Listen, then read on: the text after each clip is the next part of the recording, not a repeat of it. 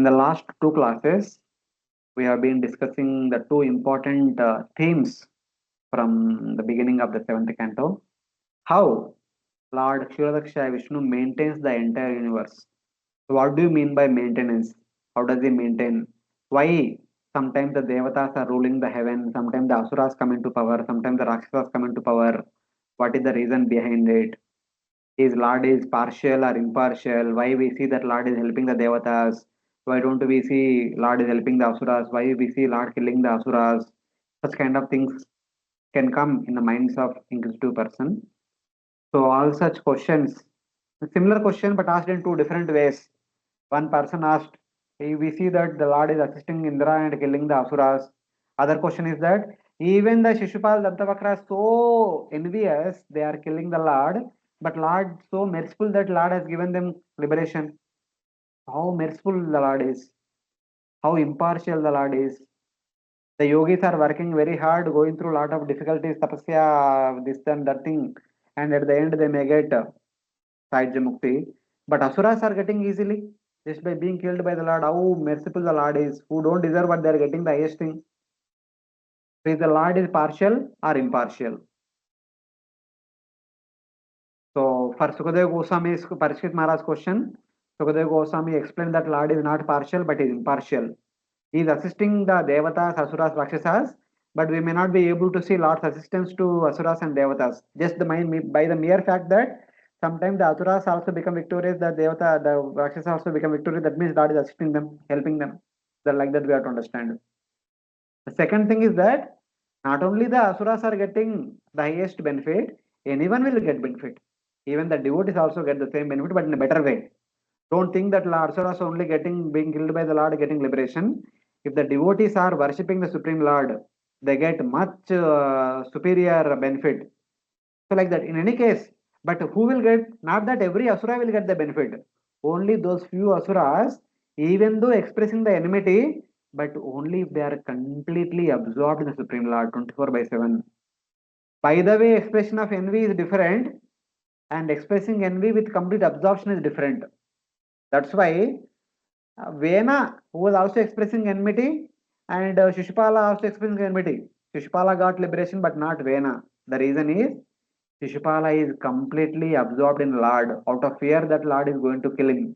Shishupala and Kamsa, they are fearful that Lord is going to kill me. They are completely absorbed in Lord.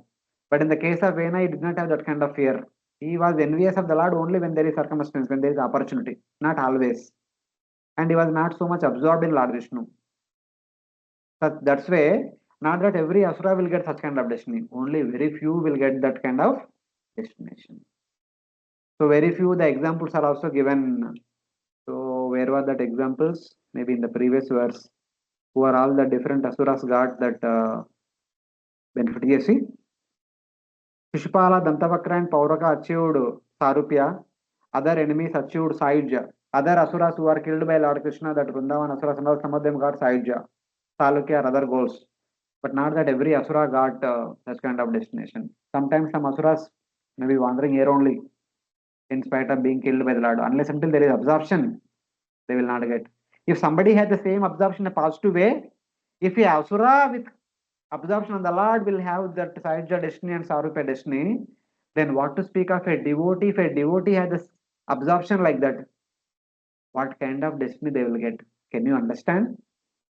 So like that, a kind of Kaumithika Nyaya is being indicated here. So in either way, Lord is neither partial nor impartial, but Lord is reciprocal. So from the first part, we may say that Lord is not partial but impartial. In the second one, we can also understand Lord is impartial, at the same time is also partial.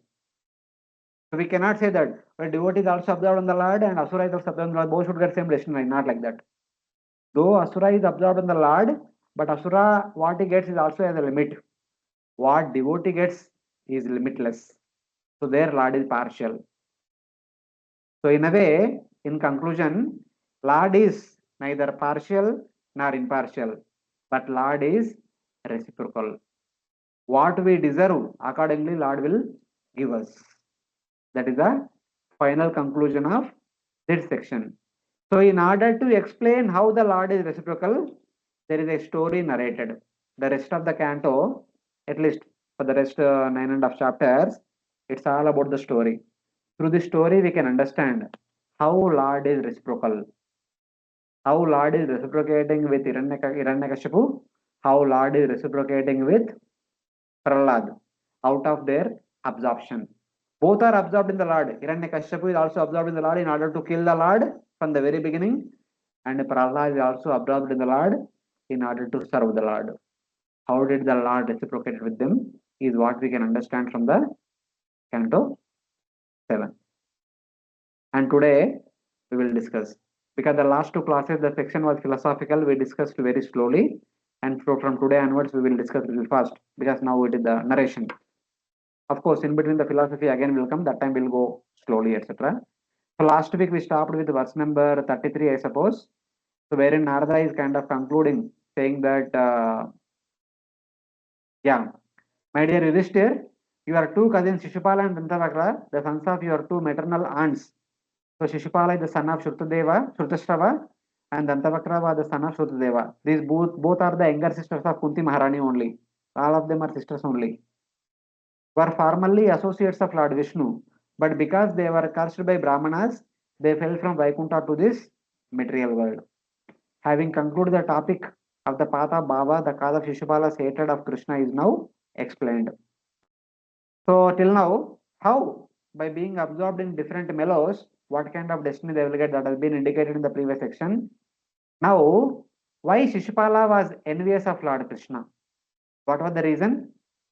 Because they were cursed by four Kumaras. They were actually, formerly they were Jaya-Vijaya, they were in Vaikuntha, and they were cursed by four Kumaras, and they came down, and they were told to live in 3 lifetimes, being with the consciousness, with the enmity toward the Supreme Lord, absorbing in the Lord with the concept of enmity. So that has been indicated in the section. Now Yudhishthira Maharaj immediately asked a question: How can a person from Vaikuntha comes down? That was the question. So anyway, this question is already answered in the third canto. Third canto, how Jaya and Vijaya came down, being cursed by four Kumaras, in what circumstances happened. That is already answered, but very briefly it is touched upon here. So now, starting from 34th verse, we'll continue today. So one of you can unmute and repeat after me. Sri Yudhishthira Uvacha. Sri Yudhishthira Uvacha. Idrisha kasya vashapo. Idrisha kasya vashapo. Hari dasabhimarshanaha. Haridasa Vimarshanaha. Ashradhyeya iva bhati. Ashradheya iva bhati. Harer ekanti nambhava. Harere kanti nambhava. Maharaj Yudhishthir inquired, what kind of great curse could affect even liberated Vishnu Bhaktas, and what sort of persons could curse even the Lord's associates? For unflinching devotees of the Lord to fall again to this material world is impossible. I cannot believe this.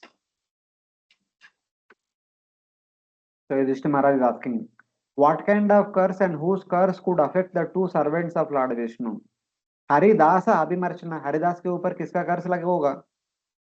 This is incredible. It appears that the devotee situated with the Lord can take birth in the material world.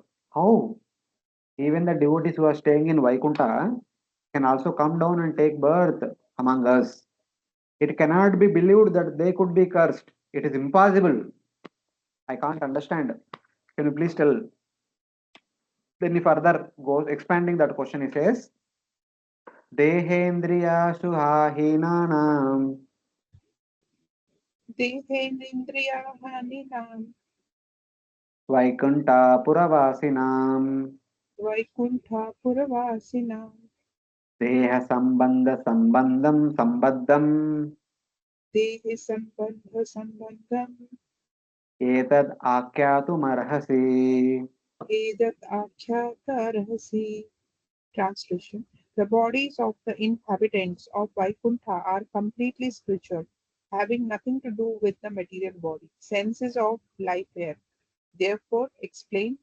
Therefore, kindly explain how associates of the personality of Godhead were cursed to descend in material bodies like ordinary persons. Hmm. The inhabitant of Vaikuntha are completely spiritual, having no material body, material senses, or material life airs. For them, nothing is material, everything is spiritual. Therefore, please tell the story how they became bound with the material bodies in the material world. How can a Vaikuntha Vasi come to material world and become one among us? So I would like to know this. This elaborates why it is impossible that they fell. Inhabitants of Vaikuntha have no material body, senses, or life airs arising from material birth. They have Shuddhasattva bodies. In spite of have possessing Shuddhasattva bodies, how could they fell down from Vaikuntha and took birth one among us? So this is astonishing. Can you please tell me the reason? The Sri Swami says that sentence should mean, please tell the story of how they took bodies. Yeah, it may be impossible, but it happened. Somehow it happened. So please tell me how it happened. So that is the question. That is the intent of question. So now Narada Muni will speak the narration. Whatever as mentioned in the third canto, very briefly he speaks here. In that, there is one point, again raises a doubt in Yudhishthira Maharaj. In order to answer that one point, the entire seventh canto is spoken. So like that.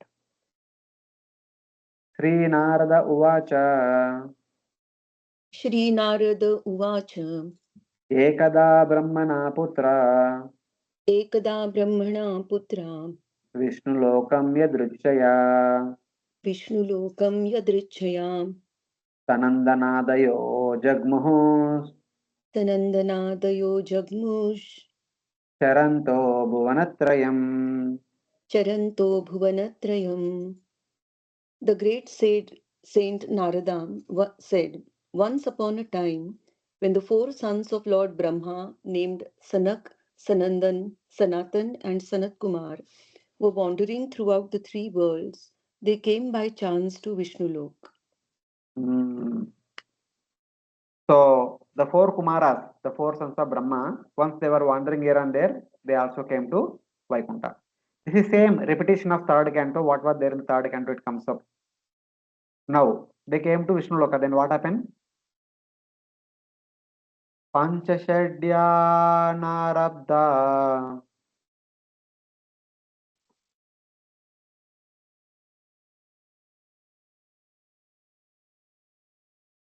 Panchashadya Narbaba Panchashadjaya Purveshamapi Purvaja पूर्वेषामपि पूर्वजा Dhigvasaha Shishunmatva दिग्वाससाक्षिषुन्मत्वा द्वाउस्तौ तान् प्रत्यषेधताम्.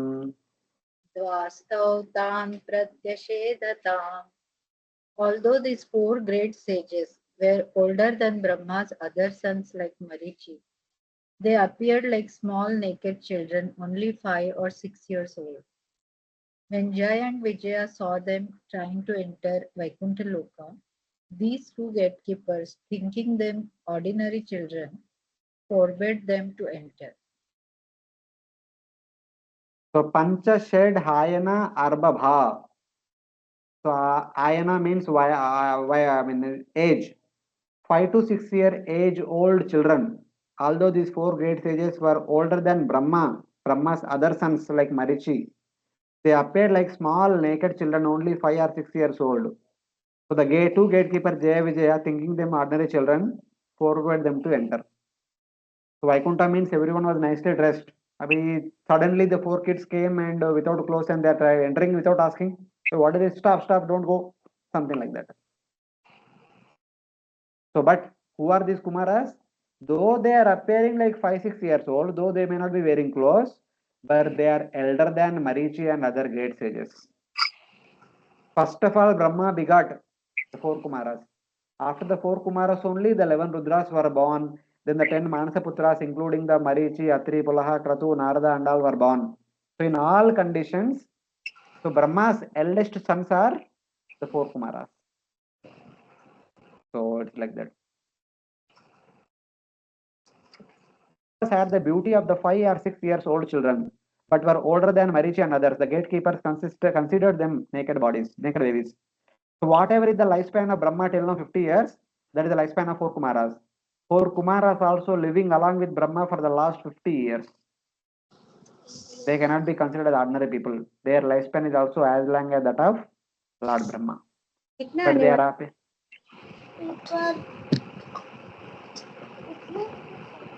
Hare Krishna. Other devotees can mute.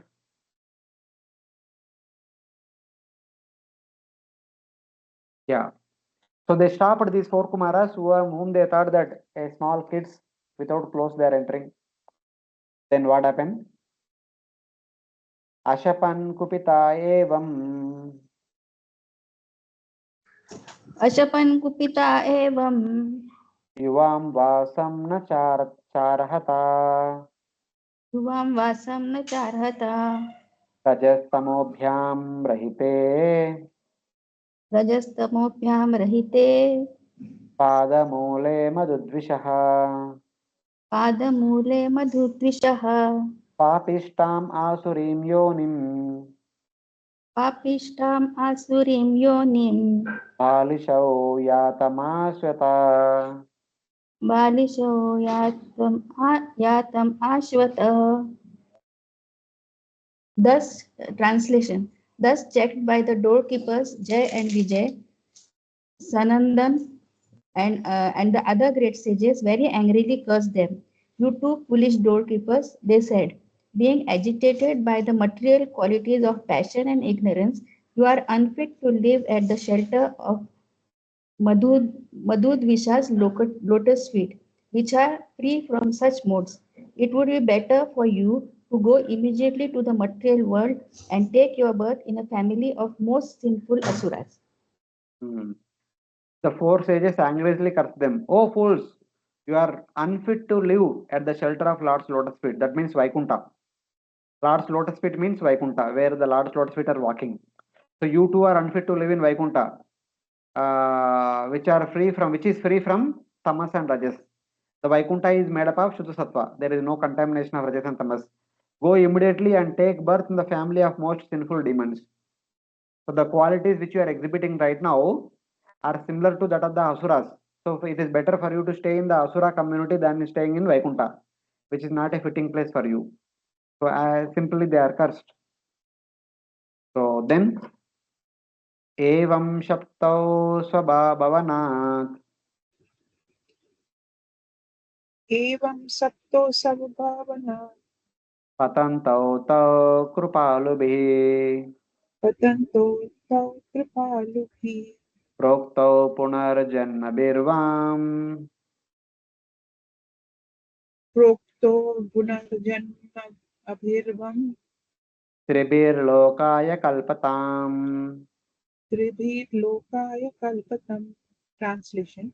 While Jaya and Vijaya, thus cursed by the sages, were falling to the material world, they were addressed as follows by the same sages, who were very kind to them. O doorkeepers, after 3 births, you will be able to return to your position in Vaikuntha, for then the duration of the curse will have ended.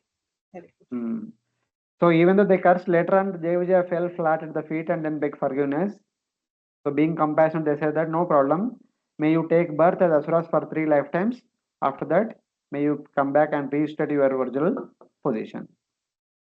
So they said, okay, no problem. Yeah, because you made a mistake, just go through some trial punishment for 3 lifetimes.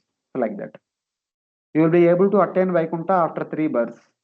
Lokaya kalpatam. So after 3 lifetimes, you will come back to Vaikuntha and again resume your services. That's how Jaya Vijaya had to take birth as Asuras for 3 lifetimes. Hare Krishna, Prabhuji. Ah. Prabhuji, here it is mentioned that like Jaya-Vijaya, thus cursed by the sages, were falling to the material world. They were addressed as follows. That means the implications of the curse started immediately, like because in previous cantos we have seen that the Lord came and then he begged forgiveness for them like that, and after that they were given choice of Yes. whether 7 births of a devotee or 3 births of asuras like that. So, but here what is mentioned, it appears as if immediately they started falling, and that is how No. Here it is summarily explained. That's why the in-between story is not mentioned here, because that in-between story is already mentioned in third canto. There is no need to repeat again. So you know already third canto, you know this one. Both you combine and see the complete story. It's like that. Bhagavatam is not a book of story. Bhagavatam stories are mentioned crisp, 1 line, 2 line. Bhagavatam is a book of philosophy. If there is a philosophical dialogue, Bhagavatam goes into details. If it is a story, it quickly summarizes in 2-3 shlokas. So like that. okay. Mhm. Okay, like that. And also, Prabhuji, like in previous slokas, what we studied that Jaya and Vijaya thought them to be ordinary children. So actually, it doesn't fit. Means it quite doesn't fit to understand, because those children who can climb up to Vaikuntha, the gate of Vaikuntha, so boldly, how, and Jaya Vijaya are also not ordinary persons. They are the associates of the Lord. So how they can think of these as a ordinary children? Just remember what we discussed in the third canto. What was the reason that Jaya-Vijaya behave like that? Yeah, it was their desire first of all to give the pleasure to the Lord of Virya Rasa, and that is why all this thing was orchestrated. Okay, Yes. so from that perspective, yeah, understood. Yeah, Thank you. like that. Hare Krishna, Prabhuji. Prabhuji.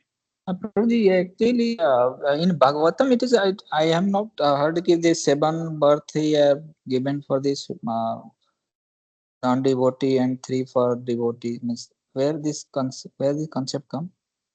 I don't know what is that concept of 7 birth. Because they're doing a 7 birth either in the devotee or 3 birth in the demons. That comes in the other Puranas. Acha. Okay. So other Puranas, Vishnu Purana, they tells in that Lord asked them, so my dear sons, so you have 2 options. So either you can live in the material world as devotees for 7 lifetimes, or you can live there like that is doing prachitta. 7 lifetimes you can do prachitta by performing bhakti as a severe tapasya, austerity kind of thing. Or you can live there as asuras for 3 lifetimes. So they chose, because ultimately Lord gives everyone option. So they chose 3 lifetimes only. Like that other Puranas say. And here we see that the Kumaras are only kind of telling, okay, you take 3. But in the Bhagavatam third canto, if you see in the commentary, Lord only asked them. Lord only told them, okay, 3 lifetimes you stay like that and come back. But in any case, you put all of them into consideration and then make the complete story. Yes.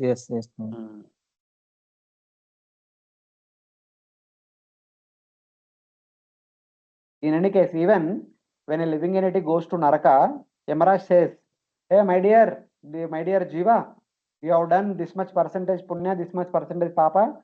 For this punya, this is the result. For this papa, this is the result. So what do you want first? Option is given to Jiva. It's up to Jiva, whatever he wants to go through first. Like that, everywhere the option is given. Oh, okay, Prabhuji. Okay.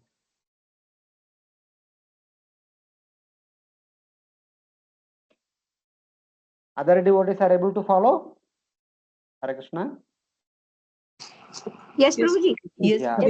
Yes, Prabhuji. Because the story explained in detail in third canto, here only in brief, 2-3 verses are mentioning the entire story.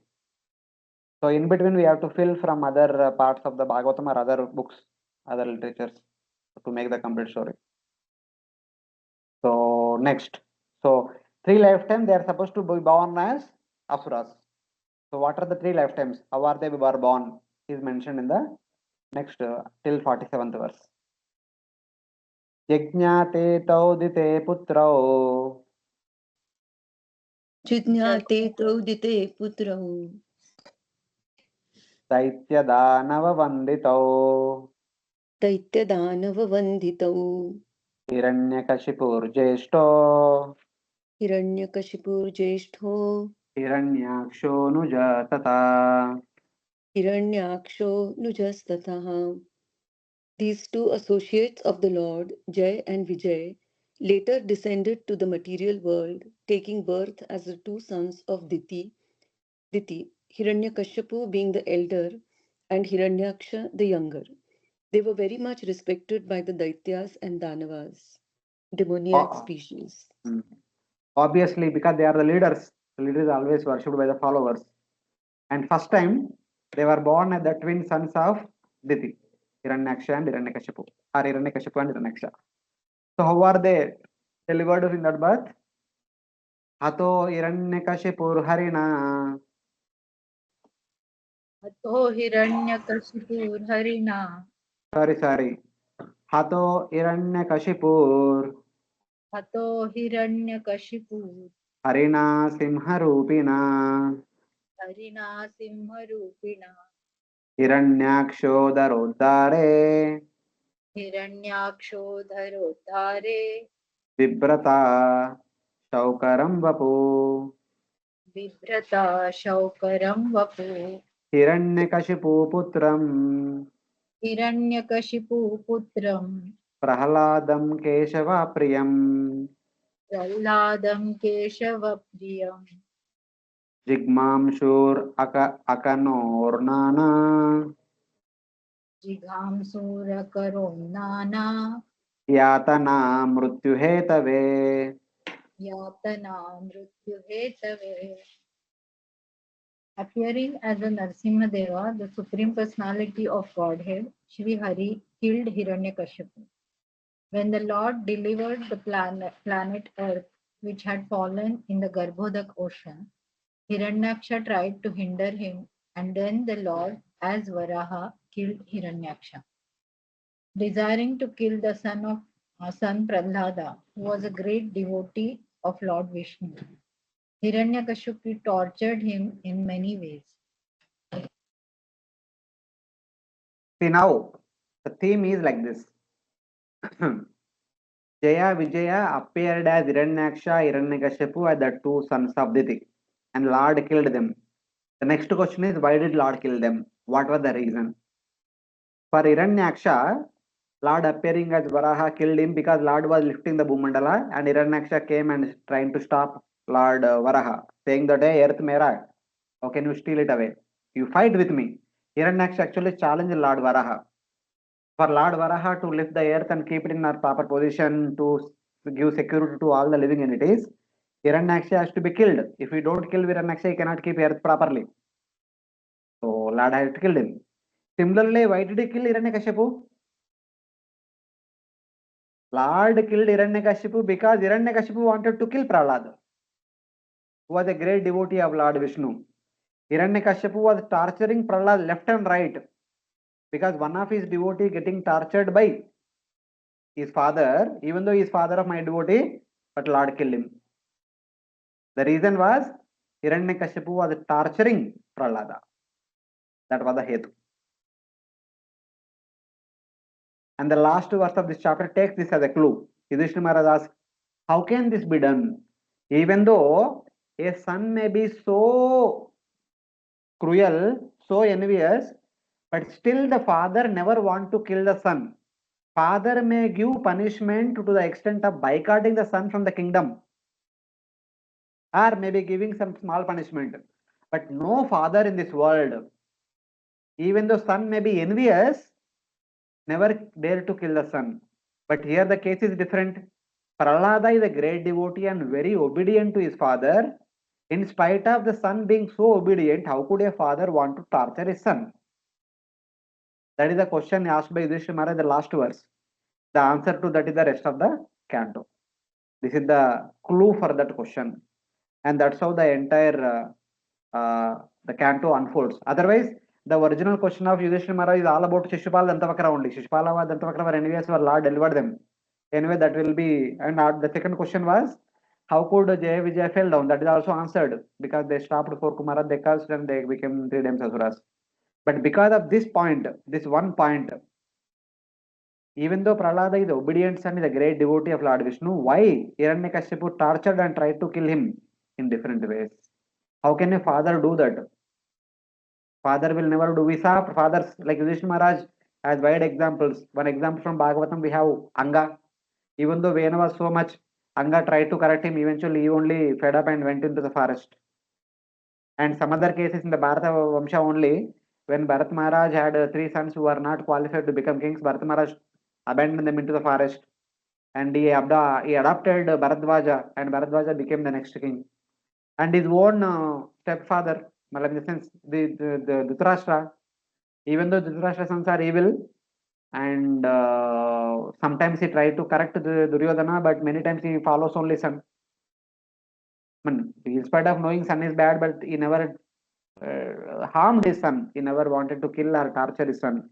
But how can your son is very good son? But how can a father could torture him and kill him, try to kill him like that? One, matlab, in order to understand what kind of people behave how, so that kind of questions are needed so that we'll understand that elaborately. Tam sarva bhutatma bhutam तत्सर्वभूतानां भूतमे भूतं prashantam samadarsanam प्रशान्तं समदर्शनम् bhagavat tejasa sprashtam भगवत तेजसा स्पष्टं na shakno dantumudhyamai. नाशग्नोदनं धनतुम् उदत्यमय. Translation. The Lord, the super soul of all living entities, is sober, peaceful, and equal to everyone. Since the great devotee Prahlada was protected by Lord's potency, Hiranyakashipu was unable to kill him in spite of endeavoring to do so in various ways. Hare Krishna. In spite of his many attempts, Hiranyakashipu was unable to kill Prahlada, who was dear to all beings like one's own self. See what kind of qualities Prahlada possesses. Prahlada is dear to every living entity, just like we love us. Everyone loves Prahlada also, who was peaceful, who saw all others' happiness and distress as his own, and who was imbued with the Lord's power. Because of all these wonderful qualities, no one would be happy with Hiranyakashipu. How can such a gentle child is tortured by Hiranyakashipu? Like that, anyone's compassion will be attracted towards Prahlad because of his gentle character. Prahlada was dear like one's very self to all beings. Sarva bhutatma bhutam. He was peaceful because of having no hatred towards his father. Even Prahlada never showed any kind of displeasure or disrespect towards his father. He would always respected my dear, respected father, like that. But on the other hand, Hiranyakashipu tried to kill him. He saw his and others' happiness and distress equally. Prahlada could not tolerate others' distress. So that is the kind of mentality Prahlad had, which we can understand when Prahlada was talking to his classmates. His classmates were going to go to troubles in the future. In the beginning only, he tells, please worship Lord Vishnu so that you will be freed from the repeated cycle of birth and death. So he does not want his friends to go through miserable situation. And in the prayers of Prahlad Maharaj, we can understand that even though Lord Vishnu is saying that please come to Vaikuntha, he said that how can I come to Vaikuntha when I am seeing all the conditioned souls are suffering? So when only all of them are delivered, I will come to Vaikuntha. Till then I cannot come. So that was the compassion mood of Prahlad Maharaj. So he considers the misery of other living entities as his own misery. And he prays for the deliverance of every living entity. So that is the kind of compassion Prahlad embodies. And who will not love such kind of person? Obviously, everyone will love such kind of person. But the entire universe is loving that person, but his father is not loving. But instead, his father want to kill him, father, and want to kill the son. How that can be possible? Like that, Yudhishthira will ask question. Okay, we'll continue. Tatastau rakshasau jatau Tatastau ततस्तौ राक्षसौ जातौ केशिन्यां विश्रवासुतौ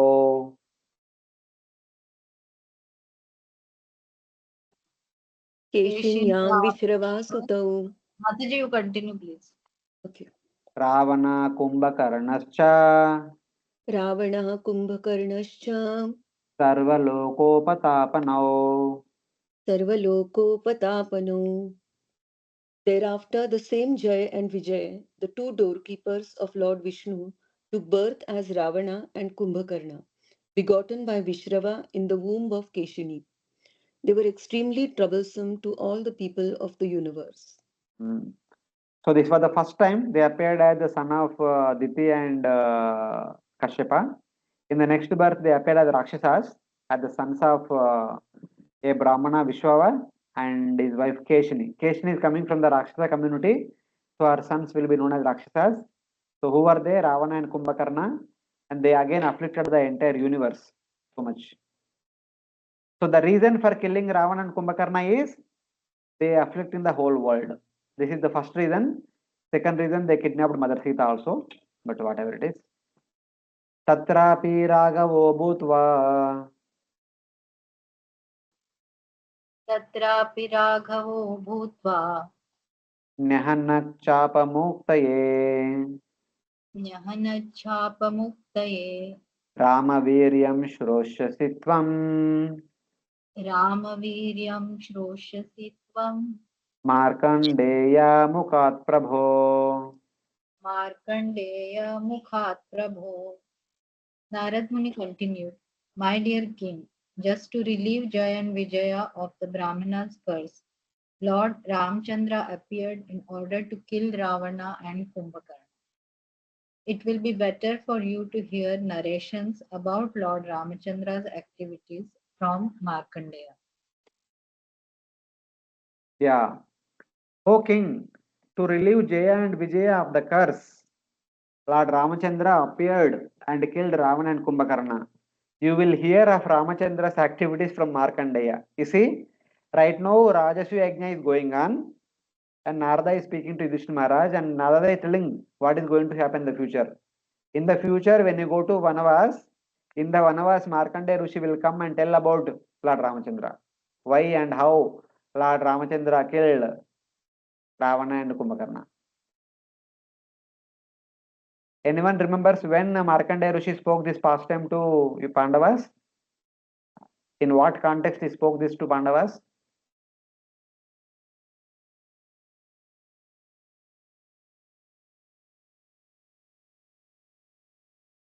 Prabhuji.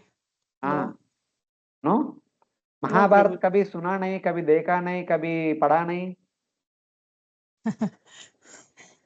देखा है प्रभु जी. हाँ, देखा है, but क्या देखा? याद नहीं आ रहा है ठीक से. हरे कृष्ण. महाभारत देखा होगा मूवी में, सीरियल में. वो सीरियल मूवी वाले ये सब बताते नहीं. उनके लिए दूसरा चीज रहता है, वो उसके बारे में बताते. हाँ Hare Krishna. हाँ, हरे Krishna. Prabhuji, is it that when Markandeya Rishi was been punished for not his robbery, means he had kept the robbers in his ashram? That is not And then, Markandeya Rishi, madam. That is Mandavya Muni. That is a different person.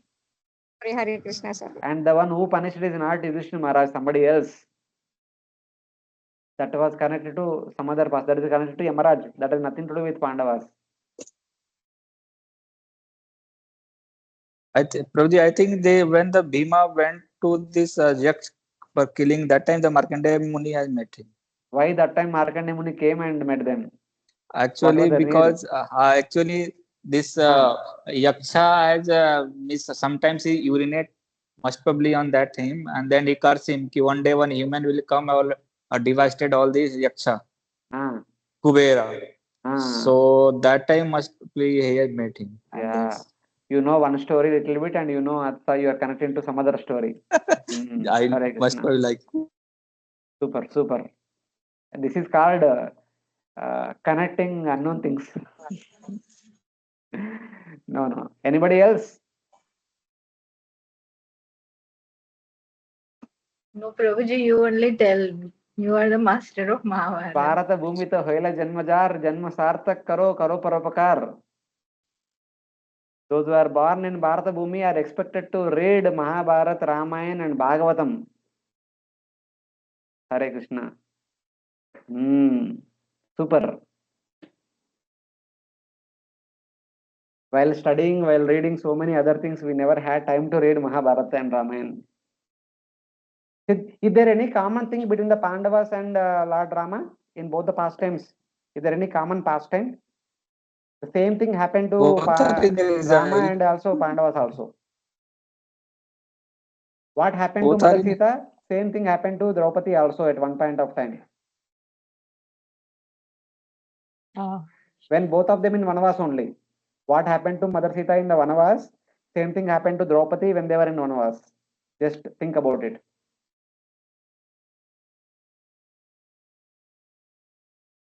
I think Dusala husband has kidnapped Draupadi. That time happens. Yes. Correct. Jayadratha kidnaps Draupadi.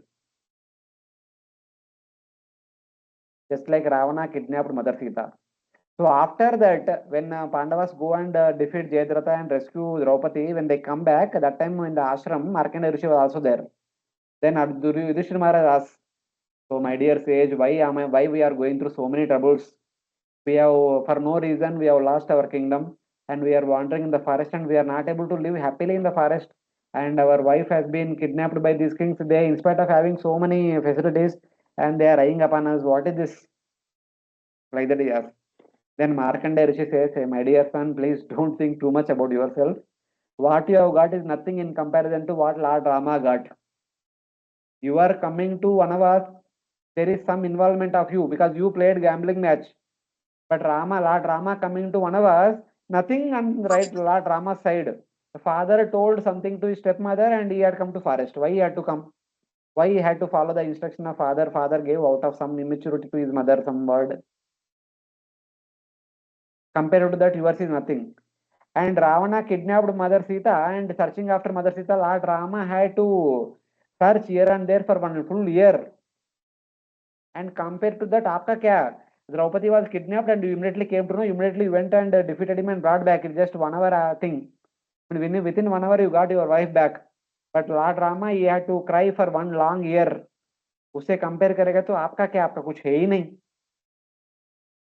So like that, telling like that, he makes Yudhishthir sober. And Yudhishthir also asks one more question at the same time. See, I have been cheated in the gambling match for no reason. So then Markandeya tells one more story. आपका cheating कुछ नहीं. There is one more person in the past. He has been cheated by his brother, own brother. At least you have been cheated by your stepbrother. But previously, one king Nala was cheated by his own younger brother only. And what kind of troubles Nala and Damayanti went in the forest? Your troubles are nowhere comparable. At least you people are faring well. आपके पास at least you have Akshay Patra. You have a group of Brahmanas. Every day you are able to do your things properly. You are discussing with Brahmanas. You are doing everything properly. But Nala and Damayanti can't even at one point of time. Nala, for the sake of Damayanti, had to leave her without clothes. The Nala has to go away at a different place. He has to become a cook unknowingly in incognito. And so many things have happened. In comparison to him, आपका तो कुछ नहीं. These are the two big stories which are narrated by Markandeya Rishi in the Mahabharata. Anyone in this world, in any problem, if we become despondent, we should read these two pastimes. In comparison to them, what despondency we are going through is nothing. It is not even point not 1%. What troubles they are going. At least our despondency due to our foolishness many times. We only make mistake and we only throw ourselves into the difficulties. But here these two people, what mistake Lord Rama did? What mistake Nala did? Nala did not do anything, Rama did not do anything, but for no reason they have to go through so many difficulties. So these are the two important pastimes from Mahabharata.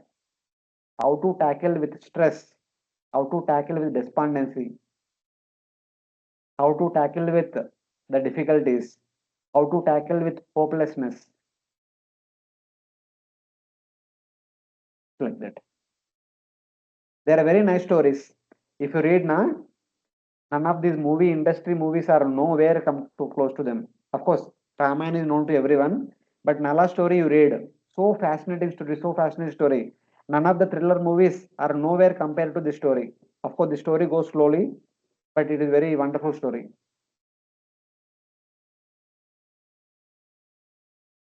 कुछ याद आया? कभी सुना होगा? Prabhuji, I read in Mahabharata. This बचपन में बोल दिया होगा. Puranjan Prabhu, this is retold by the Puranjan. हाँ.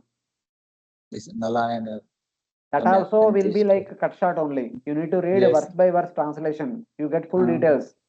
Purna Prajna Prabhu story is also like 10th canto Krishna Bal summary study. Yes, yes. It is not full Like detail. somebody only. You need to read the full story. Then you have that One day we'll read thrilling experience. So like that. So this is one mechanism for stress control, hopelessness control, anxiety control, like that. We think in this world, I am the person who is going through big troubles, but actually there are many people in the past, many people in the future. In comparison to their troubles, our troubles are nowhere comparable. We are better situated compared to them in a million times. So sometimes we need to hear so that difficult in crisis we can remember them and become hopeful. Hare Krishna. Hare But Krishna. amazing thing is that Naradamun is telling, don't worry, you will hear about Rama and how Rama killed Ravana and Kumbhakarna very nicely in later on from Markandeya Muni. From whom he is going to hear also in advance only is telling. So this is the beauty of Vedic literatures, you see. He did not tell in detail, but he tells that future में आप सुनेंगे everything in detail. So like that. Yes, Mataji. Hare Krishna Prabhuji, here you are mentioning future में सुनेंगे, like that means already it has happened, but the story will be narrated in the future, na? Like that. Of course, Ramayana happened in the past also, but everything in detail, Pandavas will hear from Markandeya Rishi. So When they are in because Vanavas. Treta Yuga first, it was Treta Yuga na, in that and then Dwapar Yuga, then the Lord. It's okay, it's okay. The Pandavas also might have heard Ramayana from the childhood, but may not be in detail. Right, yeah. Occasionally they might have heard when they were in education. Dronacharya also might have spoke about Lord Rama would shoot arrows like this, Lord Rama like this, Lord Rama like this. He might have told many times, giving an example to teach the archery. But the whole Ramayana story in detail, they will hear from Markandeya. Okay, and Prabhuji, many times this point comes in the Bhagavatam. We see that it is forecasted that this will be heard by you from this person, or this will happen like that. So, is it due to because the pastimes keep happening again every kalpa, and that is how they are being narrated like that, forecasted like that? No, because these events are later events only, na? That Markandeya Rishi spoke to Pandavas later on. After this Rajasuya sacrifice only, they are called for gambling night, then they are sent to forest. In the forest, Markandeya Rishi speaks to them. Yeah. This is a natural sequence of events only here, nothing like, nothing to do with the kalpas and all. Okay. Like when Parikshit Maharaj was born, the Brahmanas tells that later on he will be cursed by Brahmana boy, and he will hear about the Supreme Lord from Sukadeva Goswami. That was forecasted at the time of his birth only. Later on, when the same Parikshit Maharaj, after becoming the monarch, when the Pandavas retired to North, when he went to Madura, and from Madura all the queens went to Vrindavan, where Uddhava was about to speak Bhagavatam, and Parikshit Maharaj said, I want to hear Bhagavatam. Uddhava tells that, no, you please go and stop Kali. Parikshit Maharaj said, I also want to hear Bhagavatam. That time also Uddhava tells, my dear Parikshit, don't worry. When time comes, Sukadeva Goswami will speak to you the entire Bhagavatam. There also it tells. Later on, Sukadeva Goswami and his own came and spoke the Bhagavatam to Parikshit Maharaj. So, at sometimes these personalities are special people, they can understand what is going to happen in the future. They will tell in advance only what is going to happen in the future. Okay, so that is their vision, and that is why they. That is their vision. Okay, thank you. Next. So Lord Rama appeared and killed Ravana Kumbhakarna because they tormented the entire universe. Tavatra kshatriyau jato पावत्र क्षत्रियो जातो मातृस्वस्रात्मजौ तवा मात्र स्वात्मा जौतवा अधुना शापनिर्मुक्तौ अधुना शापनिर्मुक्तौ कृष्णचक्राहतं हसौ. कृष्ण चक्राहतं हसौ. Translation. In their third birth, the same Jaya-Vijaya appeared in a family of Kshatriyas as your cousins, the son of your aunt. Because Lord Krishna has struck them with his disc, all their sinful reactions have been destroyed, and now they are free from the curse. Hare Krishna. Now in their third birth, they appeared as Shishupala Dantavakra through your maternal aunts. Your mother's younger sisters gave birth to them, and being killed by Lord Krishna Sudarshan Chakra, they are purified of all their sins, and now they will go back to Vaikuntha. They are freed from the Kumara's curse. The 3 lifetimes curse has been completed. Their sin was destroyed by Krishna Chakra, and their offense was external only. They took the forms of Shishupala and Dantavakra, but they were not killed. This is Sri Swami's explanation. So killed means they are freed from their curse and they resumed their original position. Just as the impurities of gold are destroyed by fire, but the gold is not destroyed. Here, that Jaya-Vijaya, who are the original people, they are not destroyed. Because of some curse, they have attained this birth and they are filled with impurities. By the touch of Lord Krishna Sudarshan Chakra, all their impurities are removed and now they resumed their original position. So the two were purified of the external covering of contamination but were not destroyed. Jaya and Vijaya in the forms of two masses of effulgence entered Lord Krishna as seen by the public. Being purified, Jaya and Vijaya, who appeared now as Shishupal Dantavakara, they entered into the body of Krishna and they remain in the body of Krishna till the end of the Krishna's pastimes. When Lord Krishna is winding up his pastime, they come out of Krishna's body as Jaya Vijaya and they go along with the Narayana to Vaikuntha and they remain, again reinstated in their respective service. So like that. Hare Krishna, Prabhuji. So probably it is in this, all this first time this was in this first this avatar this when Hiranyakashipu was killed and Hiranyaksha was killed. So again he entered in the body of this Vishnu form, this Narsingadev. No, that was not Again, mentioned there. Only here it is mentioned. There Narsingadev killed when he killed, they did not enter the body of Vishnu, Narayan, Narsingadev or Varaha. They were killed. They are freed from the body of that Rakshasa or Asura body. There is no mention of entrance into Lord's form. Only in Shishupala and Tokra, but now their curse is over. They entered into Shishupala Krishna's form because even that Vaikuntha Lord Narayan is also there in the within the form of Krishna. Because wherever the Lord will be, the Lord's devotees will be there. So because Narayana is inside the body of Krishna, Jaya Vijay also entered into the body of Krishna. So when at the 125th year, when Lord Krishna wound up his pastimes, Narayana came out of Lord's transcendental body along with Jaya Vijay and 3 of them went to Vaikuntha and resumed their positions. so in the previous life, suppose the when the Lord Vishnu form has killed them, so what the means because there is some gap, there are a lot of gap is there. So in that gap, is there any description where they are staying and what they are doing? See, from other literature point of view, they are there. But they don't have anything to do. They are there. Just like after we death, sometime we may go to Naraka, sometime we may wander here and there as bodiless, and then we take birth, or something like that. So Jaya also like that we can think. First they are Hiranyakashipu, in between they are free, they are idle, then they took birth as Ravana Kumbhakarna, again they are free for some time, now they took birth as Shishupal Dantavakra, and now they will go back. Because in comparison to unlimited eternity, this time is small. So like that we can take. Okay. But from Bhagavatam point of view, from Bhakti point of view, if you remember third canto, Lord Vishnu was telling that. So my dear Jaya Vijaya, please go. And my dear Jaya Vijaya, don't go. Lord says both, please go and don't go. Then Lord says, no problem. In one form you stay here, in other form you go down and become asuras. So they are simultaneously they are in Vaikuntha and they are also in the material world taking birth as asuras. So both are happening because they are Lord's associates. They can do both the things. But this is only in Bhakti literature like that. In other literatures we cannot say this.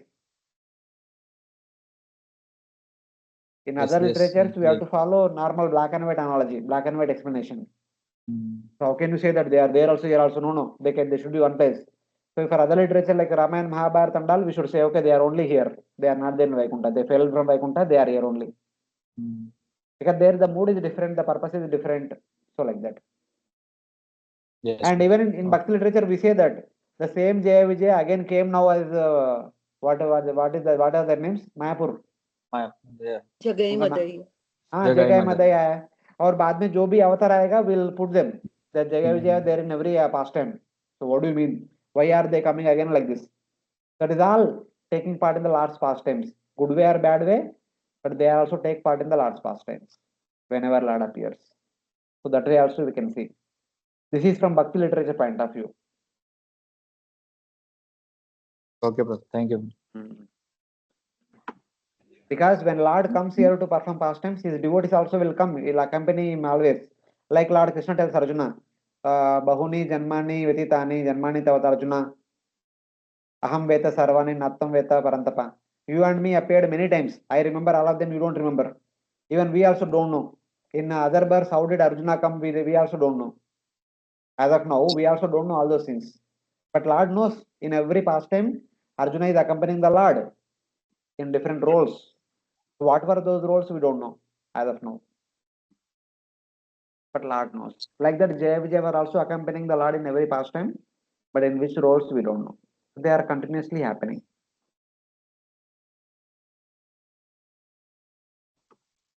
Hare Krishna. Hmm. Prabhuji, it is also said na, that it is not that every time in every kalpa, whenever this pastime happens, Jaya-Vijaya are the lords, means the Hiranyaksha, Hiranyakashipu are Jaya-Vijaya actually. Hmm. Because like it is mentioned in the Laghu Bhagavatamrita, they said that means every time if the Lord's associates are going to come, then there's no meaning in saying that they are the eternal Parshad, because how can eternal Parshadas come from Vaikuntha, fall down every kalpa? One Like second, 1 second, 1 second.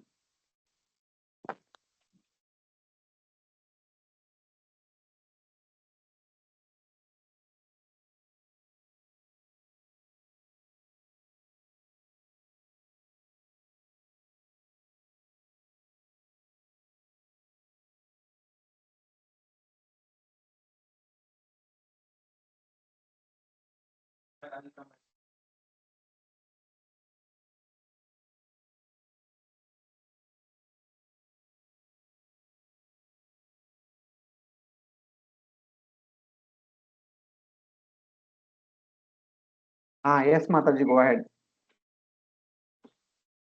Ravaji, I was just saying that means not that it is also said na, that not in every kalpa Hiranyaksha and Hiranyakashipus are Yeah, there. yes, that is true. In every kalpa, what happens, we cannot say that every character is repeating as it is. That But they are pure asuras like that.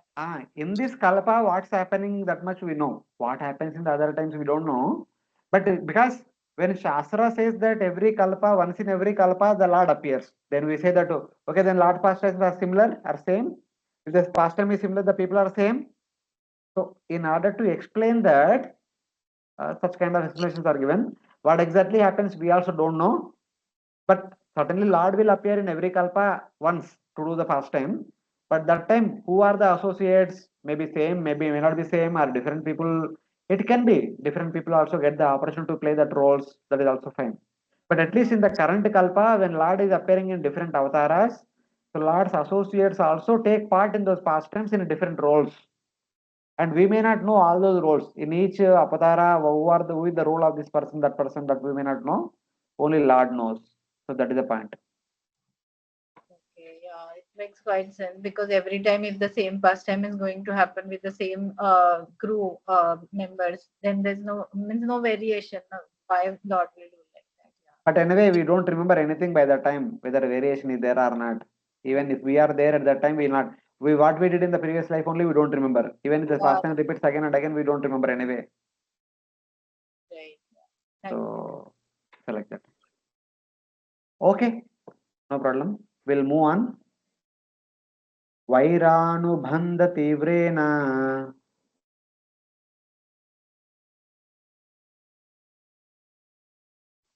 वैरानुबन्ध तीव्रेण ध्यानेनाच्युत सात्मताम् ध्यानेनाच्युत सात्मताम् नीतौ पुनर्हरे पार्श्वम् नीतौ पुनर्हरे पार्श्वम् जग्मतुर्विष्णुपार्षदौ जग्मतुर्विष्णुपार्षदौ.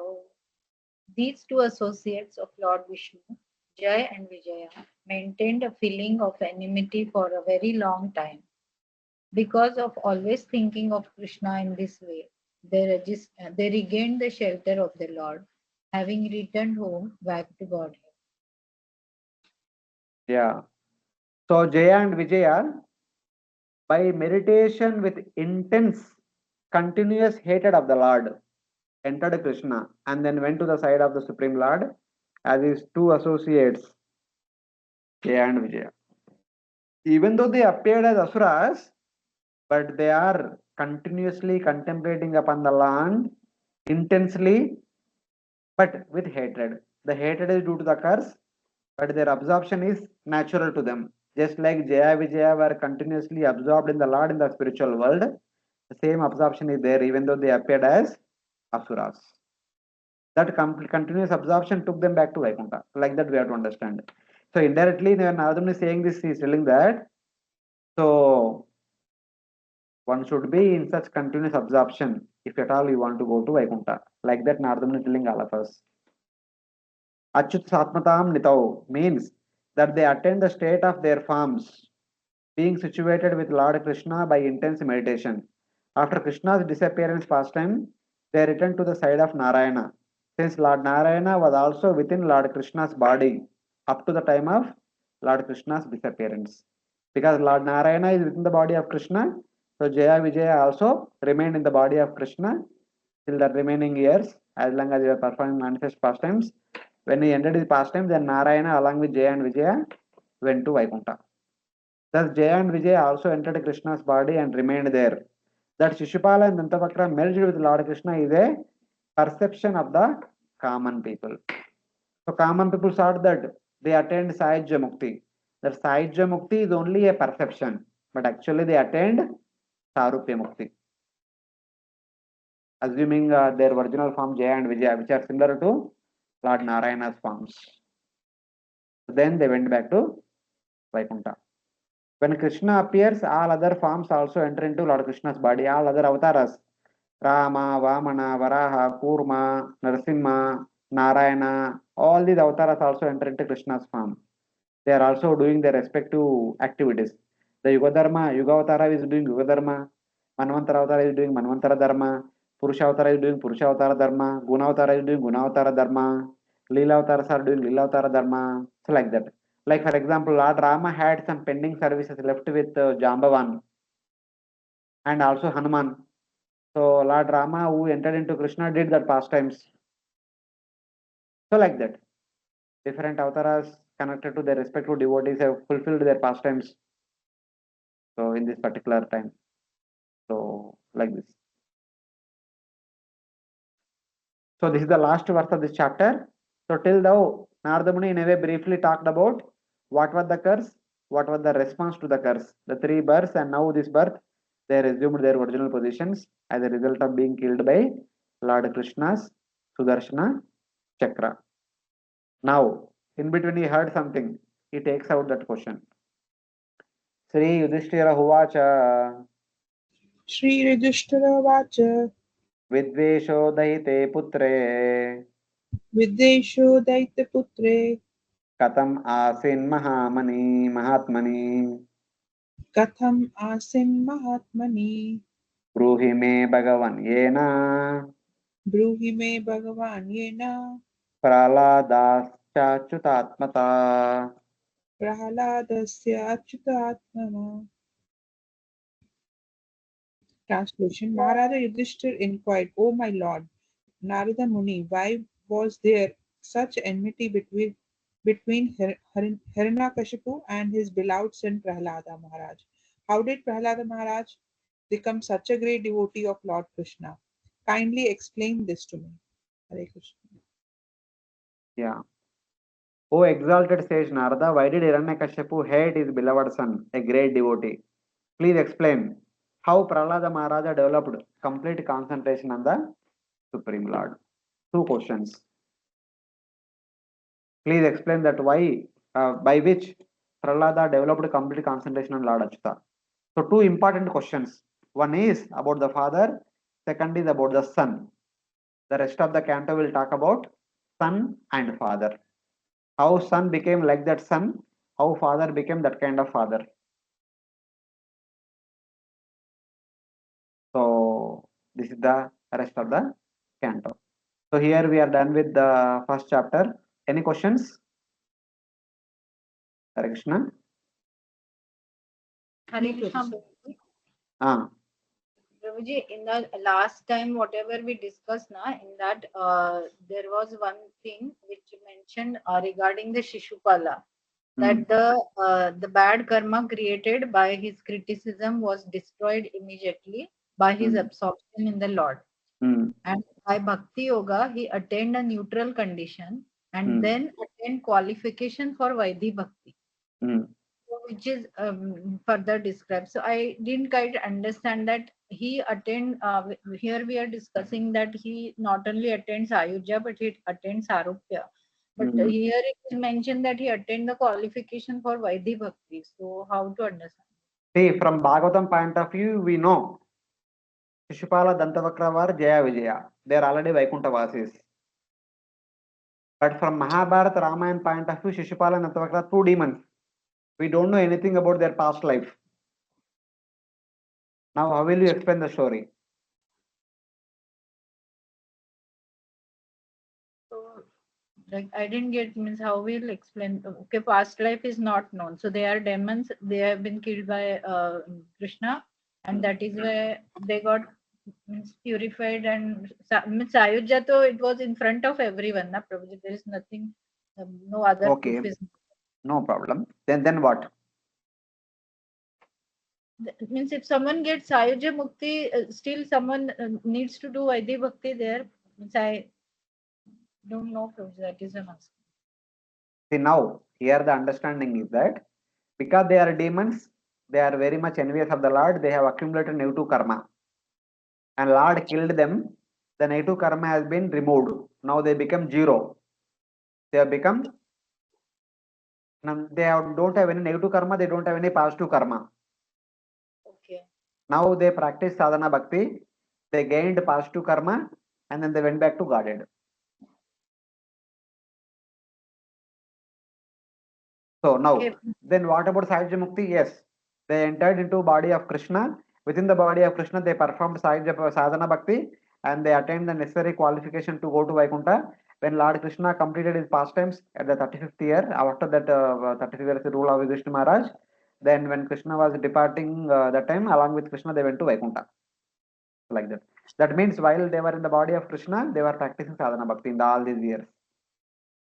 Okay, so last time you had mentioned about they practice the Smaranam part of the Vaidhi Bhakti inside the body of Narayana, like that. Yes. That is how it should be understood, that Vaidhi Bhakti. Yeah, what kind of bhakti the Sahajya Muktas practice is Smaranam. They may not be able to do Varchanam, they may not be doing Shravanam, Kirtanam, but they can do Smaranam. So, like that, even though Shishpala Dantavakra after death who entered into the body of Krishna, they could do Smaranam. That Smaranam will award them the necessary qualification to go to Vaikuntha. If you see them, like demons from Mahabharata Ramayana point of view. But Bhagavatam, anyway, we know that they are already Jaya Vijaya. They have come here because of the curse. And now they will go back anyway. So, like that. Okay, so the general point of view, when we try to understand Prabhuji, even the all the Sayuja Muktas, if they have to progress further and go to further types of Mukti, they will require to do Vaidhi Bhakti. Is it right understanding? So, I mean, we cannot say just Vedi Bhakti, but the Vedi Bhakti, in that Vedi Bhakti, we have the different levels, ma'am. Because they already attend Sajya Mukti means they are already purified. Now, what they have to do? They just have to develop the desire to serve the Lord. Sajya Mukti means they are all liberated. They don't have any material bondage or material desires. But they need to have a positive spiritual desire also. What is that? They want to serve the Lord. So, in order to develop the desire to serve the Lord, you need to meditate upon those who are serving the Lord. How our desire will increase? To do something? By seeing or hearing about those who are doing the same. So now they have to meditate and contemplate upon those who are serving the Lord in person. And when they contemplate, why how long I will contemplate? I also let me do once. So they'll go to Vaikuntha and start doing some service. So that's how we have to understand. Thank you so much. So just like nowadays it has become trend. I'm sorry to say like this, but those who are hearing Bhagavatam classes, they will hear. One day they'll say, "Bahut ho gaya, abhi may I'll speak. I have heard hard enough. Now I will also speak." So something like that. It is quite natural. Yes. Thank you so much. Okay. Other devotees, any questions?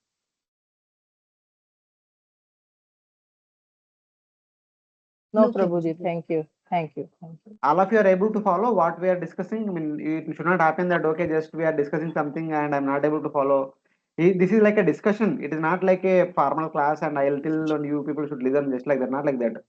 We should have proper discussion. You should understand everything. That's why I'm trying to connect it to Mahabharata, Rama, and here and there some stories, so that we'll have whole picture to appreciate what's happening, why it is happening.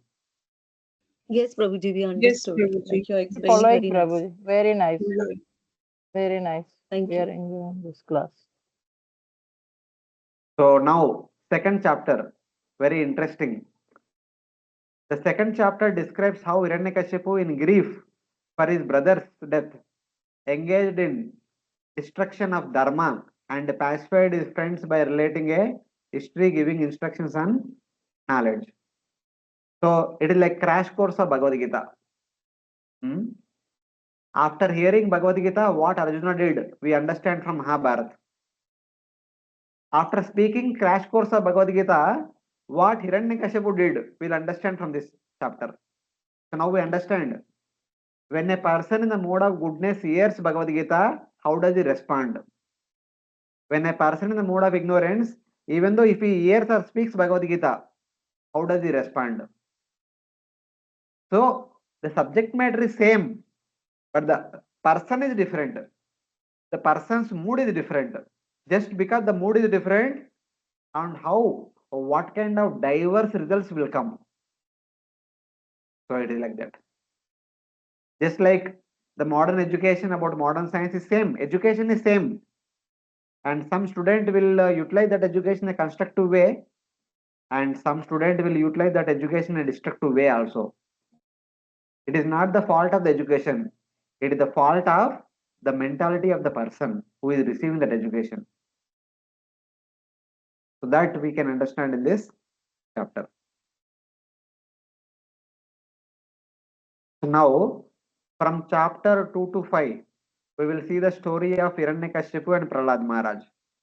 So there are two personalities. Before trying to discuss the conflict between these two, first we need to understand who is he, who is he. So what kind of mentality Hiranyakashipu had and what kind of mentality Prahlad will have when they both come together.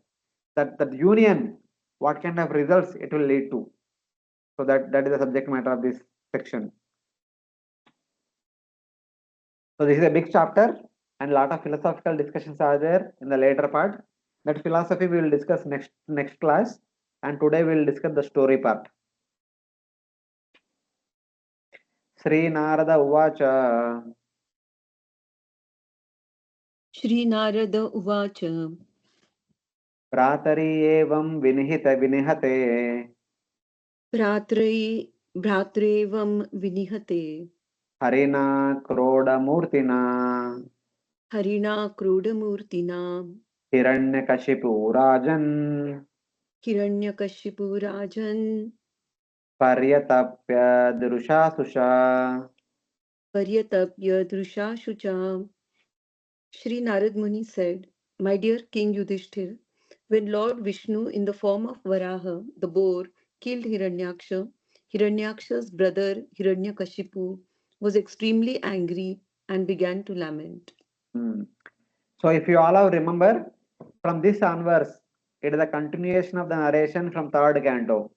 In the third canto, 19th chapter, Hiranyaksha was killed by Lord Varaha, and Brahma and all the devatas showered flowers and offered prayers unto Lord Varaha. And devatas went and Lord Varaha went, and then after the death of Hiranyaksha, what happened in the family of Hiranyaksha? What was the response of Hiranyaksha's wife, children, mother, and brother Hiranyakashipu and all? Like that, the story is continuing now. After third canto, it is continuation. O Yudhishthira, when Lord Vishnu in the form of Varaha, the boar, killed Hiranyaksha, Hiranyaksha's brother Hiranyakashipu was afflicted with anger and grief. Hiranyakashipu became very angry. Obviously, the brother will become angry at the death of younger brother. In order to explain that the cause of hating Prahlada, why Hiranyakashipu wanted to kill Prahlada, why Hiranyakashipu wanted to torture Prahlada, so why Hiranyakashipu was hating Prahlada? The reason is the hatred of the Lord.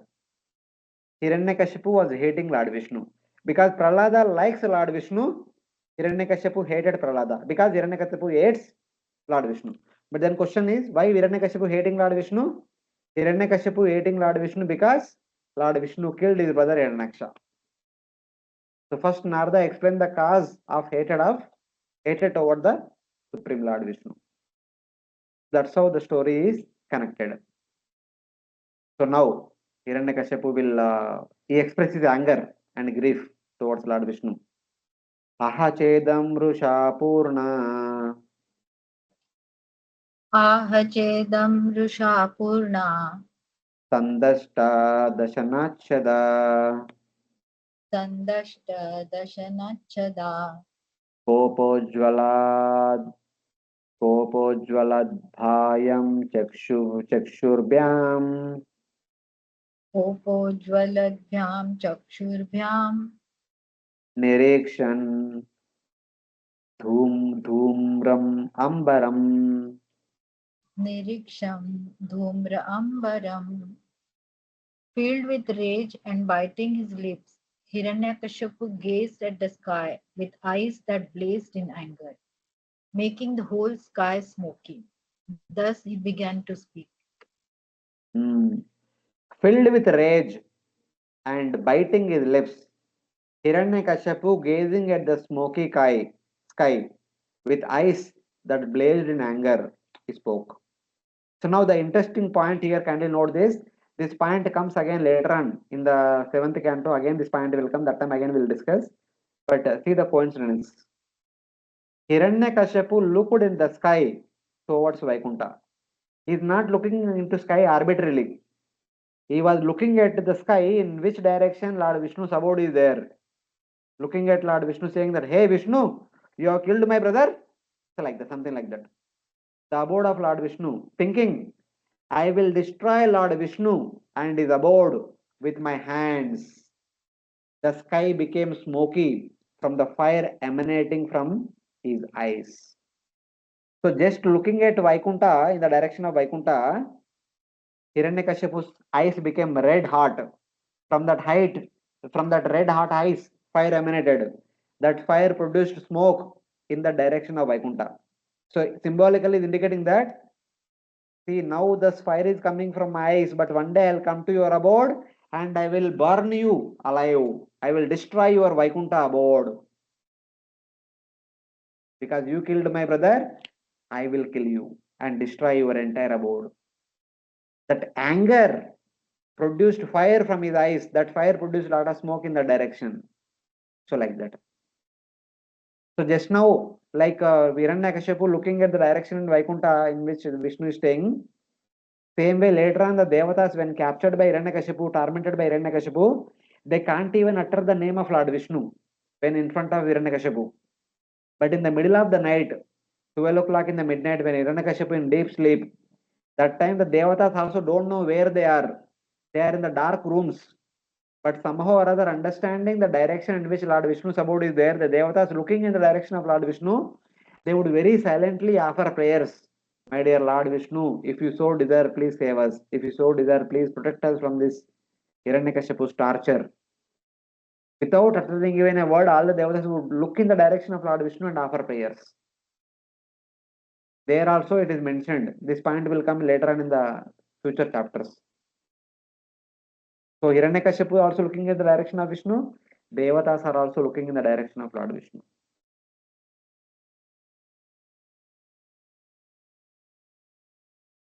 Karaladam strokshta drishtaya Karaladam Stokadrishtaya duspreksha bhrukuti mukha Dushprekshya Bhrukuti Mukha Sulam udyamya sadasi Sullam Uddayam Sadasi Danavanidam abravit. Dhanavan Idam Abraved. Translation. Exhibiting his terrible teeth, fierce glance, and frowning eyebrows, terrible to see, he took up his weapon, a trident, and thus began speaking of to his associates, the assembled demons. So in the previous verse he said, I personally will come to Vaikuntha and kill you and destroy your Vaikuntha. So then he took up his weapon and began to speak, exhibiting his terrifying teeth, biting his teeth, his fierce glance and frowning eyebrows, frightening to see. He took up his trident and began speaking to the assembled demons. And he is going to speak few words to the assembled demons. So very angrily speaks, and what is going to speak is what we can correlate what's happening today around us. This kind of mentality is there from the beginning of the creation. Only thing is that time only one or two people might have that kind of mentality. Now that kind of mentality we may see in many people, but the mentality is always there. Bobo Danava Daityeya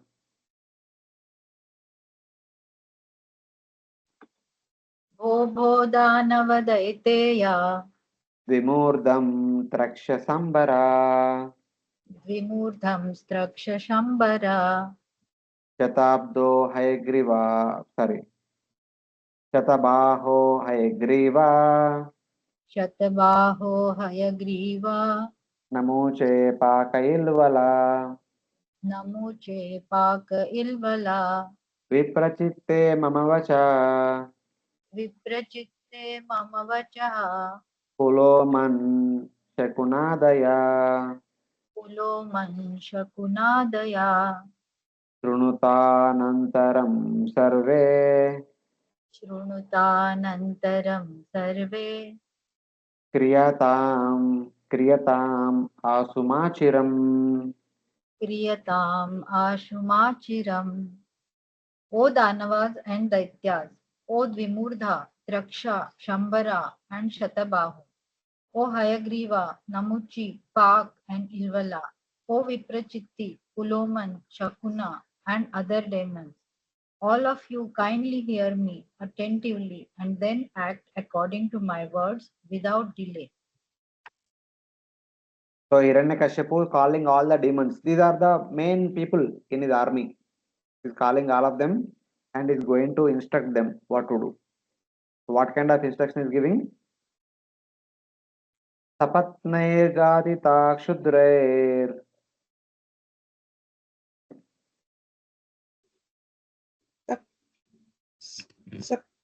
Sapatnarer Gader Kustre bhrata me daita suhrut Bharata Medayata Suhrut rashnigrahena harina Rashnigarnena Harina samenapi upadavanai. Samen Ape Upadahana. Translation. My insignificant enemies, the demigods, have combined to kill my very dear and obedient well-wisher, my brother Hiranyaksh. Although the Supreme Lord Vishnu is always equal to both of us, namely the demigods and the demons, this time being devotedly worshipped by the demigods, he has taken their side and helped them kill Hiranyaksh. Hmm. My insignificant enemies, the Devatas, joined with Vishnu, Lord Vishnu, supposed to be neutral. Here, two points are mentioned. One is the nature of Lord Vishnu. Lord Vishnu is supposed to be neutral. He should not take sides. And second thing is my very dear friend and brother Hiranyaksha. He killed for no reason my dear brother Hiranyaksha. Though Lord Vishnu is equal to all, he has sided with the Devatas out of greed because of their worship.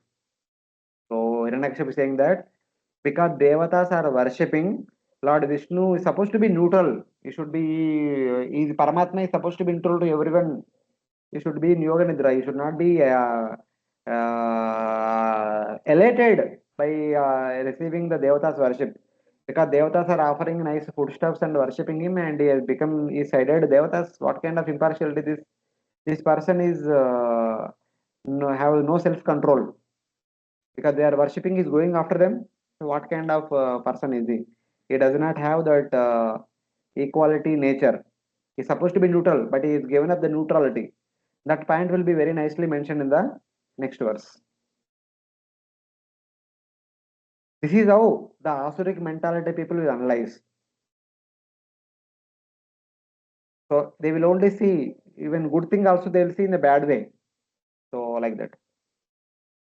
Tasya takta स्वभावस्य तस्य तस्य स्वभावस्य ग्रहणेर्मायवनौकसा गुणैर्मायावनौकसा भजन्तं भजमानस्य भजन्तं भजमानस्य बालस्य बालस्येवास्तिरात्मना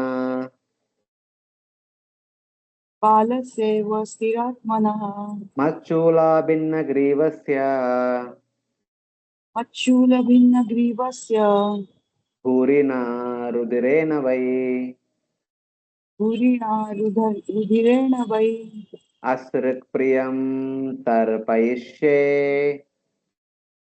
अश्रुप्रियं तर्पयिष्ये भ्रातरं मे गतव्यता Bhataram me gata vyatha. Translation: the Supreme Personality of Godhead has given up his natural tendency of equality towards the demons and the demigods. Although he is the Supreme Person, now influenced by Maya, he has assumed the form of a boar to please his devotees, the demigods. Just as a restless child learns to lean toward someone, I shall therefore sever Lord Vishnu's head from his trunk by my trident, and with the profuse blood from his body I shall please my brother Hiranyaksha, who was so fond of sucking blood. Thus shall I too be peaceful. Hare Krishna. see what kind of things he is mentioning nicely. Lord Vishnu has given up his neutral nature. Okay, tasya takta स्वभावस्य उनका स्वभाव को छोड़ दिया. Though he was shining, he is now an animal under the control of Maya. Grahaner Maya Vanokasa.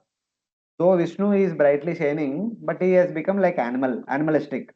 So what do you mean by animalistic? That he explains next. He has accepted the nature of an ordinary person and acts unsteady like a small child. Small children, if you give chocolate, they'll come after you. If you don't give chocolate, they'll go away. Matlab, so that is like animalistic behavior. If you feed, they'll go after you. If you don't feed, they'll not come to you. So like that. So that like that, the devatas are worshipping him, and he has become animal and is running after the devatas. He has become like ordinary child. Relieving my pain, I will satisfy my brother, who was fond of blood, with the profuse blood from the neck of Lord Vishnu severed by my trident. Because he's holding the trident in his hand, he's telling that with this trident, I will attack Lord Vishnu and I will pierce this trident in the neck of Lord Vishnu. From that, whatever blood comes, With that blood, I offer tarpana to my brother who likes to drink the blood of others. See, this is how Hiranyakashipu speaks. And he says that, my dear friend and my dear brother, who is very noble person. For Hiranyakashipu, Hiranyakashipu was a noble person. And Lord Vishnu is like an animal. So these points are explained. If you think somebody is asking, I mean, Hiranyakashipu is telling his army. So, my dear, we previously called all the army, na? Shambara, Viprachiti, Namuchi, and etc. etc. He is telling them, if you think you should also worship Vishnu, please do not say that. He is telling that. You people, any one of you think that you should worship Lord Vishnu out of fear of death, like my brother was killed by Vishnu. If you think that you will also be killed by Vishnu, and then instead of that, if you want to live and beg forgiveness from Lord Vishnu and serve him, you should not do that. You should not say that. What speak of doing that? Instead, you should remain and work for me. You should continue to work for me. Because you don't have to have any fear of Vishnu. I will kill him all alone. I myself with this trident will kill Vishnu. Afterwards, you don't have to fear anybody. This is expressed in the last two verses. So then somebody may question in that assembly one, if somebody says that, no, but the scriptures say that Lord Vishnu is supreme. Why then do you want to kill him? Shastra says that he is supreme. He is the Lord of everyone. The Hiranyakashipu also knows Shastra. For Hiranyakashipu, Lord Vishnu is Paramatma. He says, yes, Lord Vishnu is famous as Paramatma for being equal. Why he has become famous? Why he has become supreme? Because he is equal to everyone. Samoham sarvabhuteshu name dveshoshu napriya. That is the principle of Paramatma. So as a result of that, because he is equal to everyone, he does not show any favoritism. He has become best of all. I accept. But today, he has given up his neutrality. He has given up that mentality of being equal to all. Because he was equal, he was glorified by everyone. But now today is showing favoritism. He don't have to be glorified. He has given up his mentality, neutrality. He has lost his position. He has lost his position as a number one. If he has given up that position, then what is his position as a Paramatma now? He is no more Paramatma now because he has given up the neutrality. Having given up that position, now he is simply an animal. So because he is running after devatas, because devatas are feeding him some prasad here and there, so he has become like the animal. Because the animal runs after whoever feeds him. He who was shining previously as Paramatma, he is now become an animal. So there are three examples. He has become Matsya, he has become Kurma, and he has become Varaha in order to help the devatas. Yes or no? These are recent avatars. Before Lord appeared as Narasimha, three avatars he appeared: Matsya, Kurma, and Varaha. All three are complete animals only, animal forms only. Matsya is full Matsya, Kurma is also full Kurma, and Varaha is also full Varaha. And some say that at least the face is like the human being, but some Shastra says that it's full Varaha. Only the animal human mixture is happened in the Narasimha only. Before that, the three avatars are completely in like animal form only. So what Hiranyakashipu is saying true only. So he who was shining previously as Paramatma now has become animal under the control of Maya. He has become an ordinary person and is restless like a child controlled by the sweets. Because devatas are feeding him sweets and he has become animal and helping them. So what can be done? Now he is no more Paramatma. Now it is not a big problem to kill him. Previously he was Paramatma, he was glorified by everyone. Killing him was difficult. But now he has become ordinary animal, he can be very easily killed. So like that he says. The words also have the opposite meaning. But Saraswati can give a positive meaning from these words of the Hiranyakashipu, just like Saraswati did in the case of the words spoken by Hiranyaksha in the third canto. Here also Saraswati Devi can give a good meaning out of these words. What was the good meaning? Actually, out of affection for his devotees, the Supreme Lord gave up his neutrality and he takes the forms of avatars and he becomes shames and becomes like an ordinary person and is restless like a child. These are his ornaments. Yes, because Lord want to display his affection towards his devotees, so Lord cannot tolerate when there is some injustice to his devotees. So he becomes restless, and even just like animal restless here and there, jumps here and there, and does something good for his devotees. So like that, Lord is doing something good for like that. That means in order to good for his devotees, even is going to the extent of becoming animal. That is Lord's favoritism towards his devotees. In order to express his love towards his devotees, he is ready to give up his position as Paramatma, as a neutral person. That is Lord's favoritism towards his devotees. So this is the good side of explanation of the same verse, same words. Grihana means having pure effulgence. Maya means by his mercy, he accepts different avatars. Machula Binna Grivasya also means my trident will break into pieces on his neck. When I use this trident, when I hit on Lord's neck, the trident will break into pieces. Since my material trident cannot enter Lord's transcendental body, I will satisfy my brother by the kunkuma coming from Lord Vishnu's body. Previously said that I'll take the blood from the neck of Lord Vishnu and offer it to my brother who likes to drink the blood. But now he says that by hitting on the neck of Lord Vishnu with this trident, my trident will be broken. But by the way, in return, I'll get some kunkuma, which is there on the transcendental body of Lord Krishna, Lord Vishnu. That kunkuma I will offer to my brother, and my brother also become auspicious. So this is the positive meaning of the same words. So like that. Even though he's speaking something angrily, but Mother Saraswati can give us a proper understanding of the same words from Lord's point of view.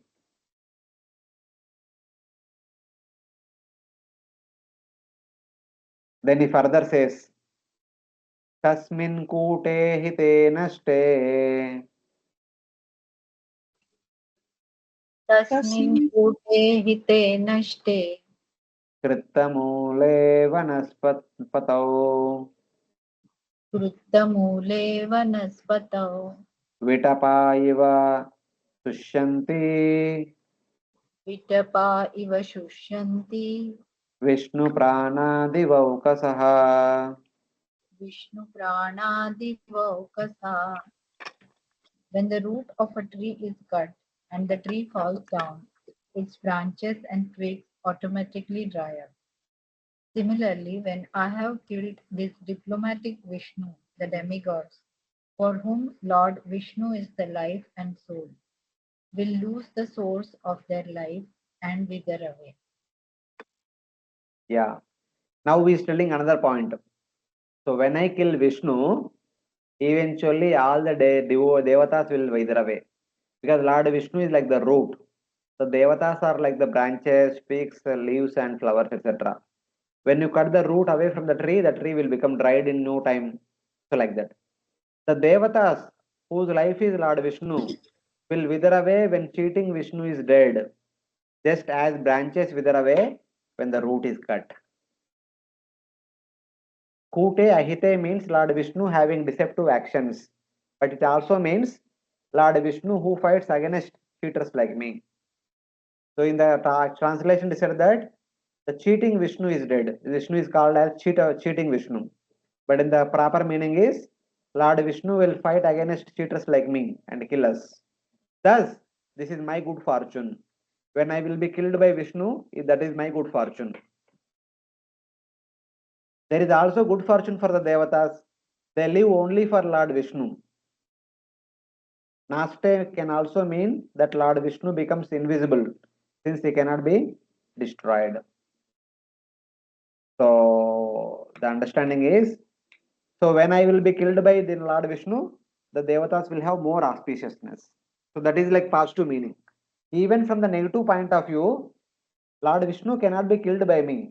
But when I go to Vaikuntha in order to kill Lord Vishnu becomes invisible. When Lord Vishnu becomes invisible, the Devatas are put into trouble. The Devatas naturally will be destroyed in that way. When he disappears from their side, just as a tree dries up when the root is cut, so the Devatas, whose life is Lord Vishnu, will dry up out of separation. So that is what happened. Eventually, we see that when Hiranyakashipu went to Vaikuntha, he could not find Vishnu. So we thought that Vishnu fled away out of fear of me. So then he captured all the Devatas, then he troubled them like anything. So they are all as good as they are dead. The Devatas, they are getting tortured by Hiranyakashipu in the prison cells. They are there, but they are dead only. There was nothing that they could do now. Every day they are tortured by Hiranyakashipu's army left and right. So they are kind of dead, as good as dead, because of absence of Vishnu. The Devatas are fortunate having Lord Vishnu as their life. So that is like positive meaning. But in any case, what he is telling is one meaning and what we have to understand is another meaning. So he said that when Vishnu is killed, the Devat, we don't have to kill Devatas, they naturally wither away. Because of the absence of Lord Vishnu, who is their life, they will die out of lack of Lord Vishnu. So like that he said, the entire universe will come into our control. So then, this is in relation to Lord Vishnu and in relation to Devatas. He wanted to kill Vishnu, as a result of Devatas are automatically killed. Then now he is going to, while I am busy killing Lord Vishnu, and what you people have to do. Now he is giving direct instructions to Asuras, what they are supposed to do. What he will do till now he was telling, and what they are supposed to do is telling. So this is the point I was in mind. What Hiranyakashipu is going to tell now to the Asuras is what is happening around us. Same thing is happening since time immemorial. Satyayuga also happening, Treta Yuga also happened, Dwapara Yuga and Kali Yuga. Always the same thing is happening. Nothing new. The material world means these things will happen. So what things will happen? तावद्यातभुवं यूयम् तावद्यातभुवं यूयं ब्रह्मक्षेत्रसमेधिताम् ब्रह्मक्षत्रसमेधिताम् सूदयध्वं तपो यज्ञा सूदयध्वं तपो यज्ञा स्वाध्याय व्रतदानिना. स्वाध्याय व्रतदानिनः. While I am engaged in the business of killing Lord Vishnu, go down to the planet Earth, which is flourishing due to Brahminical culture and a Kshatriya government. These people engage in austerity, sacrifice, Vedic study, regulative vows, and charity. Destroy all the people thus engaged. While I am engaged in killing Lord Vishnu, all of you go down to the Bhuloka, which is flourishing due to Brahmanas, austerity and Kshatriya strength. The prosperity of Bhuloka is Brahmanas austerity and Kshatriyas governance. Brahma Kshetra Sameditam. Okay? Brahmanas tapasya, Kshatriyas,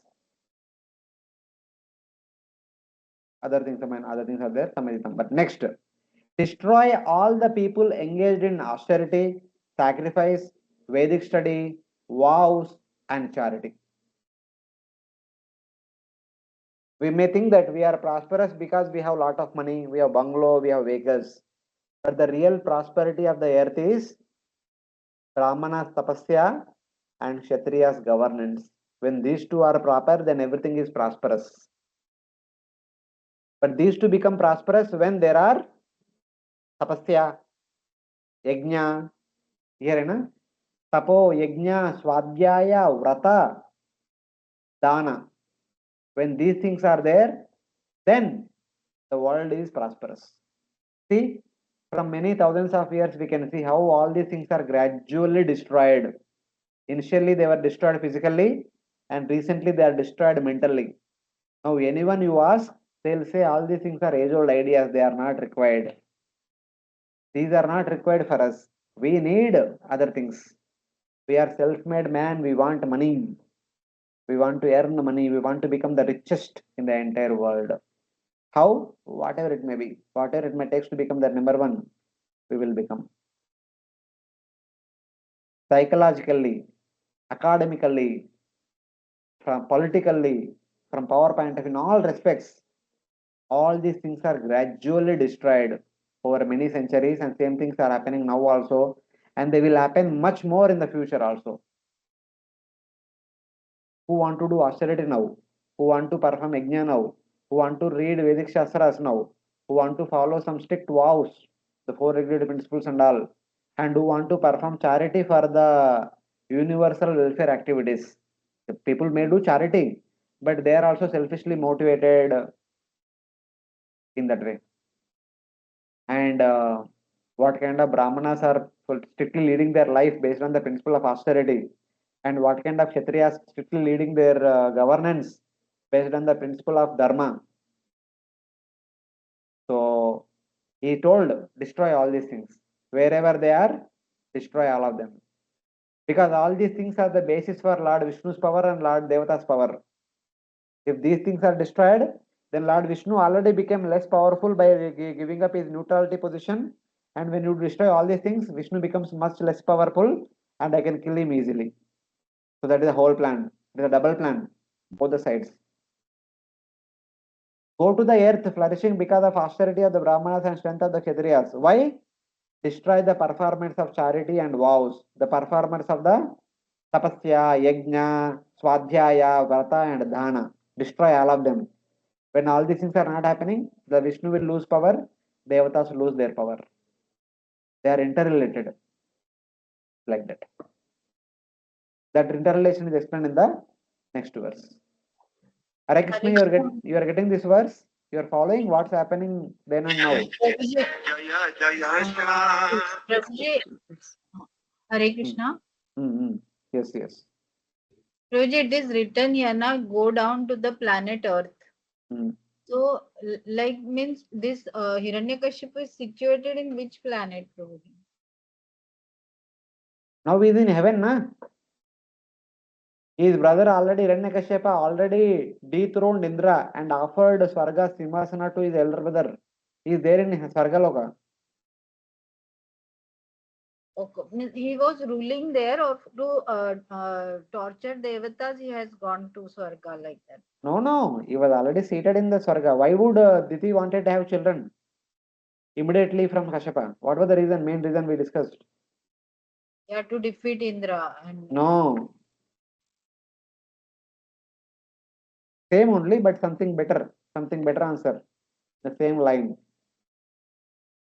because her sister's children were at a good position like that, so she wanted her children also to be in that position.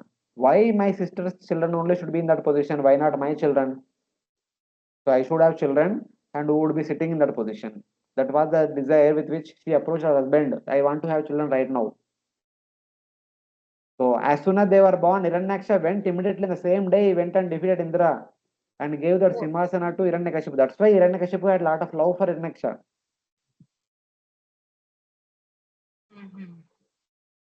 And they are situated in Swarga only right now. But then, Prabhuji, like here we generally see now, like in places like Ahobilam and all, they even show that this is Hiranyaksha's palace. And We discussed this point in the 5th canto elaborately, that Ahobilam place is revealed to Garuda. Later on, when this pastime appeared, afterwards, once Garuda was hearing different pastimes of the Lord, then the 4 Kumaras were talking about this pastime, Lord Narsingadev pastime. So Garuda said, no, whenever Lord appears, he takes me along with him. I have seen all the forms of the Lord. I have not seen this Narsingadev form. I want to see him. So the 4 Kumaras told, you have to do tapasya, then you will see. How long? So long. He said, no, I don't want to wait that long. I want to see immediately. Then the 4 Kumaras told, you go to Ahobilam and perform tapasya. You get to see the Lord quickly. Then Garuda came to Ahobilam and performed tapasya. And he saw the entire Leela. Lord Narsingadev and Prahlad Maharaj. And then Garuda requested Narsingadev. So my dear Lord, I have seen, but what about the people in this world? For their benefit, you stay here only in these different forms. Then Lord remained in those different forms. Toda Narasimha, Ugra Narasimha, Jwala Narasimha, etc. etc. Okay. It was revealed to Garuda. Thank you so much. It did not happen in Ahobilam. So Ahobilam is a place where Garuda got all the revelation of the Narsingadev pastime. Yes. There Garuda get to see the Lord's pastime completely. Okay, wonderful. Thank you so much. So now, Hiranyakashipu continuing the same theme. While I am busy killing Lord Vishnu, you people go and destroy wherever the Brahmanas and Kshatriyas following all these principles, following the austerity, performing yajna, reading Shastra, following some vows and giving some charities. Because these are all the activities of Brahmanas and Kshatriyas. Destroy all the Brahmanas, all the Kshatriyas, all whatever they do, everything. Then what else? Why they should destroy all these things? The reason is Vishnu Dvijakriya Mulo Vishnu Divajakriya Mulo Yajna Dharmamaya Puman Yajno Dharma Maya Puman Devarshi Pitrubhutanam Devarshi Pitrabhutanam Dharmasya Chaparayanam. Dharmasya Chaparayanam. Translation. The basic principle of Brahminical culture is to satisfy Lord Vishnu, the personification of sacrificial and ritualistic ceremonies. Lord Vishnu is the personified reservoir of all religious principles, and he is the shelter of all the demigods, the great Pitas, and the people in general. When the Brahmanas are killed, no one will exist to encourage the Kshatriyas to perform yajnas, and thus the demigods, not being appeased by yajna, will automatically die. Hmm. This is the principle being followed every time. Hiranyakashipu followed same principle. Ravana followed same principle. Duryodhana and other kings during the time of Mahabharata also followed same principle. And today also the intellectual community follows the same principle. Vishnu has his roots in the activities of the Brahmanas. Yajan Yajan Patan Patan Dana Parigraha. All these activities are the root of Lord Vishnu. He is sacrifice, the embodiment of Dharma, the shelter of Dharma, and the shelter of the Devatas, shelter of the sages, shelter of the Pitrus, and shelter of all the beings. When the Brahmanas are destroyed, Lord Vishnu himself will be destroyed. When the Brahmanas are destroyed, their actions will stop. So the Brahmanas are performing all these activities: austerity, sacrifice, Vedic study, vows, and charity. And these Brahmanas are protected by Kshatriyas. When the Kshatriyas are destroyed, the Brahmanas cannot do all these things. Then the Brahmanas are also destroyed. When Kshatriyas and Brahmanas both are destroyed, none of these activities are happening. When none of these activities are happening, Lord Vishnu cannot function. Lord Vishnu is able to do all these activities. The Devatas are able to do all their activities because the Brahmanas and Kshatriyas are doing their dharma properly. As a result of that, the Lord Vishnu and Devatas are getting their power. And when they don't do, their power becomes weak. That is understanding. Thus, the root of Lord Vishnu will be destroyed. When Kshatriyas are destroyed, Brahmanas have no protection. When then the Brahmanas are destroyed, then Brahmanical activities does not take place. All the Brahmanic activities, yajna, tapasya, dhana, Vedic study, all these things will not happen. Then the root of Lord Vishnu will be destroyed. All these Brahmanical activities are the root for the root of the tree. The root of the tree is Lord Vishnu. That Lord Vishnu has getting power from all these Brahmanical activities performed by the Brahmanas here. With the destruction of sacrifice and dharma, Vishnu's form will be destroyed. He is the supreme shelter of the Devatas and sages. Because when Vishnu is destroyed, the Devatas will be destroyed and sages will be destroyed. Out of lamentation. So Hare see Krishna. how Hare Krishna intellectual Prabhuji. is Hiranyakashipu is. He understands everything clearly and he tells what is the source of all these things, what should be destroyed. By destroying what, everyone will be destroyed. The whole soul problem, full-fledged plan. Yes, Mataji. Hare Krishna. Prabhuji, this is what Hiranyakashipu is imagining, no? Vishnu's form Not will be imagining, destroyed. it is true. So if the What? Brahmins stop performing their yajnas and the chanting or performing austerities, and Ah, the kings don't perform yajna, Vishnu will be destroyed. see, destroyed means, if you remember the first class what we discussed, if Brahmanas don't perform Brahmanical activities, then what happens? Just logically analyze. Then what happens? Vishnu doesn't appear. Not like that. Don't go to last point, step by step.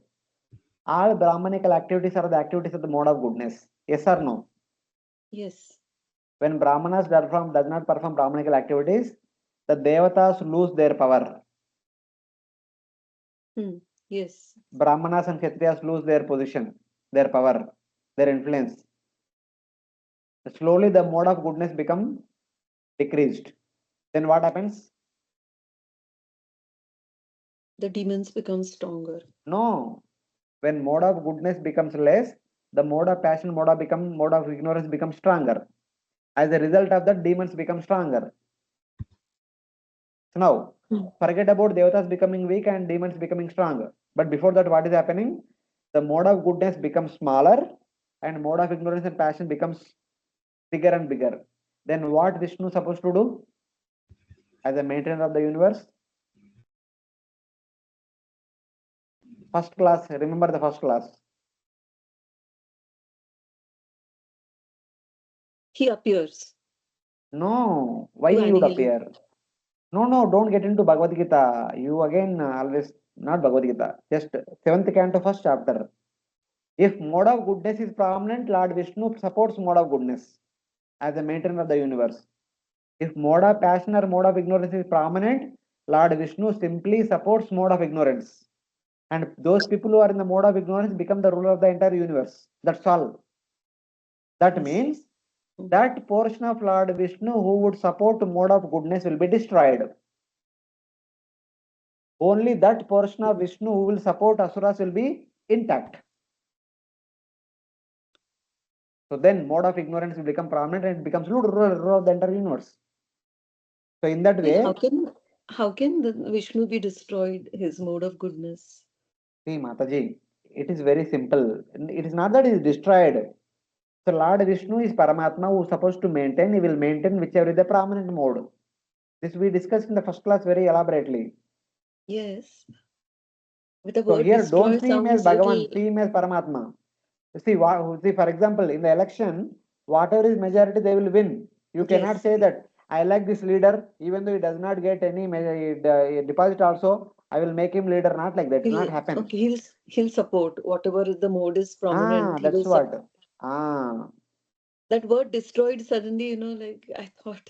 Destroyed means that portion of Lord Vishnu who is supporting mode of goodness Suppressed. will become Okay. functionless. He can't function now because no devatas are there, no brahmanas are there, no kshatriyas are there, no brahmanical activities are there. Whom he will support? Okay. That in that way, because Hiranyakashipu is treating Vishnu is only supporting devatas. He is not seeing that how Vishnu is supporting ignorance and passion also. That person is not seeing. Yes. So he is destroyed. Yes, Prabhuji. The Thank you. goodness is destroyed, that portion of Vishnu is also destroyed. Yes. So like that. Hare Krishna, Prabhuji. Prabhuji, actually, since the time we discussed this point in the first class, no, since that time, means there is a kind of depression feel, because I feel that whenever the mode of suppose Rajoguna people are more, then naturally, because you mentioned that it is like a democracy. So, Lord will support the Rajoguni people. Obviously. That means whenever there is rise in the Rajoguni or Tamoguni people, Sattoguni people will have to remain means subdued, because even that time Lord will not help them. Lord cannot help them because he's like a democratic, because there is rise in some guna, he will support that guna. So then those who are Sattvaguni at that time, they will there is no shelter for them. So this is quite depressing, no, Prabhuji? Like, means Lord should always support the Sattva. Whether Why? Lord supports Sattva or not, you need to wait till the 10th chapter. By the end of this section, you will understand it. Why Lord is supporting the passionate and Tamoguni people? Because there is rise, and whichever you Why it has mentioned, why it has become risen? Why it increased? वो तो मुझे अभी तक नहीं समझा है प्रभुजी, why there is sudden rise in rajoguna or why there is sudden rise in Because Prabhuji, Hare Krishna. Yes, Because Mataji. Sattvaguni people have left their duties. Brahmanical Brahmanas, they are not doing their duties, Pathan, Pathan, Yajan properly. Yes. See, one way we can say they have given up their duty, that's why they become weak. Second way, the other people have become strong and they are not allowing the Sattva-guni people to do their Sattva-guni activities. Both can happen. Yes, Yes. yes. One of the two can Yes. happen. Na? One is either these people only voluntarily given up their duties, that's why they become weak. Other thing is that the other person became strong and they are subduing these people, not allowing them to do anything. If they don't do, they become strong. So the Rajoguna becomes stronger on the strength of Rajoguni people doing Rajoguni sadhana for their Rajoguni. When Rajoguna people do some Rajoguni tapasya, they become stronger and they subdue the Sattva-guni people. If Sattva-guni people are not doing enough tapasya to remain strong, they will become subjugated by the Tamoguni people who are doing strong tapasya. Okay, so it is always like a cold war kind of a situation. Whichever guna, if you want to remain in, stronger, then you have to have your tapasya that strong. Then only you will get the cover of Lord's mercy also. Otherwise, you won't. Yeah, very soon in the next chapter we'll see that one Hiranyakashipu performed one small tapasya. He has changed the entire universe topsy down. So, One Prabhuji, person only did strong tapasya. One person's strong tapasya transformed the entire universe.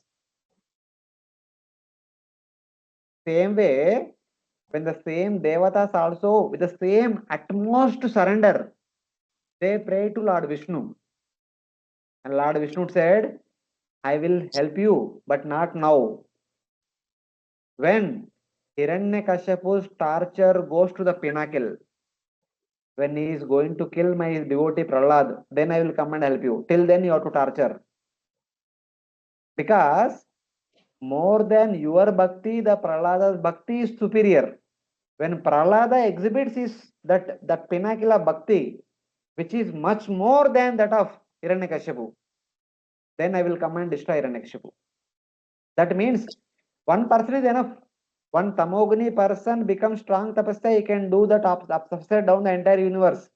Similarly, one Sattva-guni devotee also performs a similar bhakti. He can also bring back the world into the normal condition. Okay. Whether one person is doing or cumulatively 1,000 people are doing, but overall the overall activity should be as that much powerful. It should be more powerful than the other party's power. Then so the things Prabhuji, will go out of Hare balance. Prabhuji, Hare Krishna, so Prabhuji. One by yes, one, one by Prabhuji, one. Bhakti is beyond gunas, no? I mean, No problem. Beyond gunas also, but bhakti also embodies Shuddha Sattva. Bhakti contains pure goodness. So in that way, you are bringing up pure goodness. So Prabhuji, if we have to apply it for our lives, means when if we want to attract the Lord's mercy, our sadhana should be that strong so that the Lord's mercy means Lord will get attracted. That's what I'm trying to say. Na? Even today, also the intellectual community wanted to destroy all these things. And they say the intellectual community say that whoever doing all these things, they are primitive. Those who are doing austerity, sacrifice, Vedic study, vows, charity, they say that these are all primitive people. That's what is the world norm today because of the British education. Okay. And by considering that they because what they are saying is considered to be the highest thing, and we are also considering all these things are primitive, and we are giving them up, and we are voluntarily giving up our Brahmanical activities, and we ourselves are removing mode of goodness. Then obviously, and on the other hand, they are doing their tamasic activities very strongly. Obviously, they will be powerful. They will become powerful, and one day they gain power. They will not even allow us to do any Brahmanical activities. Right now, we are voluntarily giving up something. Even here and there, one or two might be doing it. And when they come into power, they does not allow even that one to also do these brahmanical activities. Then where will the mode of goodness will go? Prabhuji, one small thing, whatever Hiranyakashipu performed was Rajoguni Tapasya. So Not when we just Rajoguni, it is Tamoguni Tapasya also. Rajoguni plus Tamoguni Tapasya. okay, and what Dhruva Maharaj performed, that is because his Satvaguni goal Tapasya. Satvaguni Tapasya. Tapasya was Sattvaguni, but he has that Rajasic goal. But later on, it got See, purified. Tapasya cannot be Rajasic or Tamasic.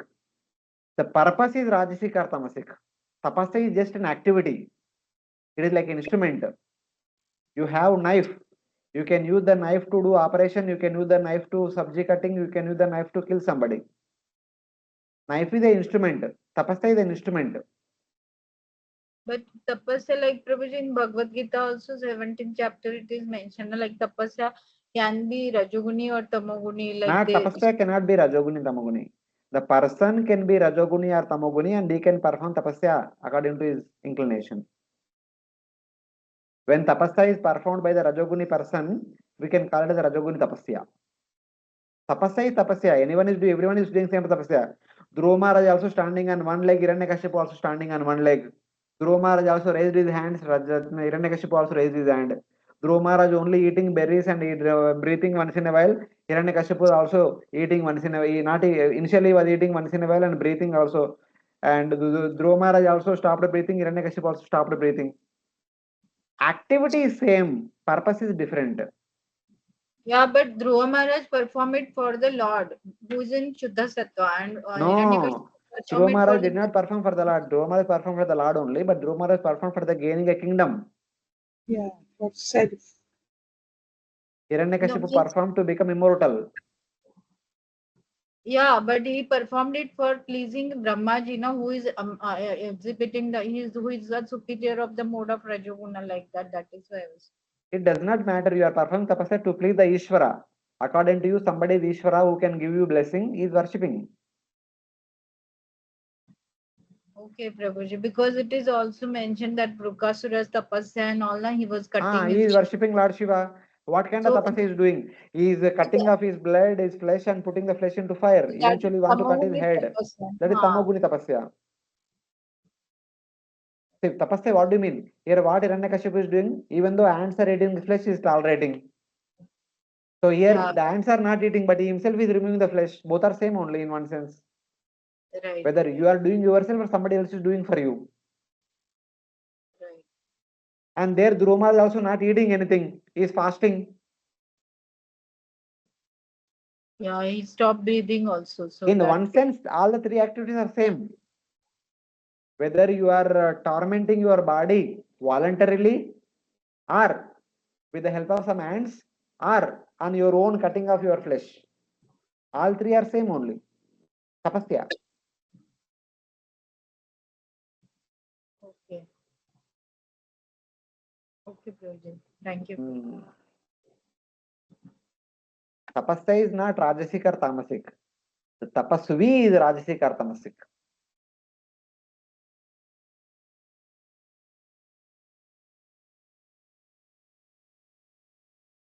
So Prabhuji, if is this understanding right that Krishna says Samoham Sarva Bhuteshu, so his mercy is flowing equally to all. And if there That are is more Paramatma. As Paramatma, his duty is to maintain the universe the way the children want to be maintained. So Lord tells some general rules. Follow or not follow is up to the individual jiva. If the people demand that I want to be like this only, Lord says, okay, I say Raho. Paramatma does not dictate time to time and minute by minute. Paramatma says, this is the universe given to you. These are the governing rules. Follow. Or if you don't want to follow, you want to make your own rules, it's up to you. जो करना है कर लो. ये आपका दे दिया, आपको दे दिया गया है.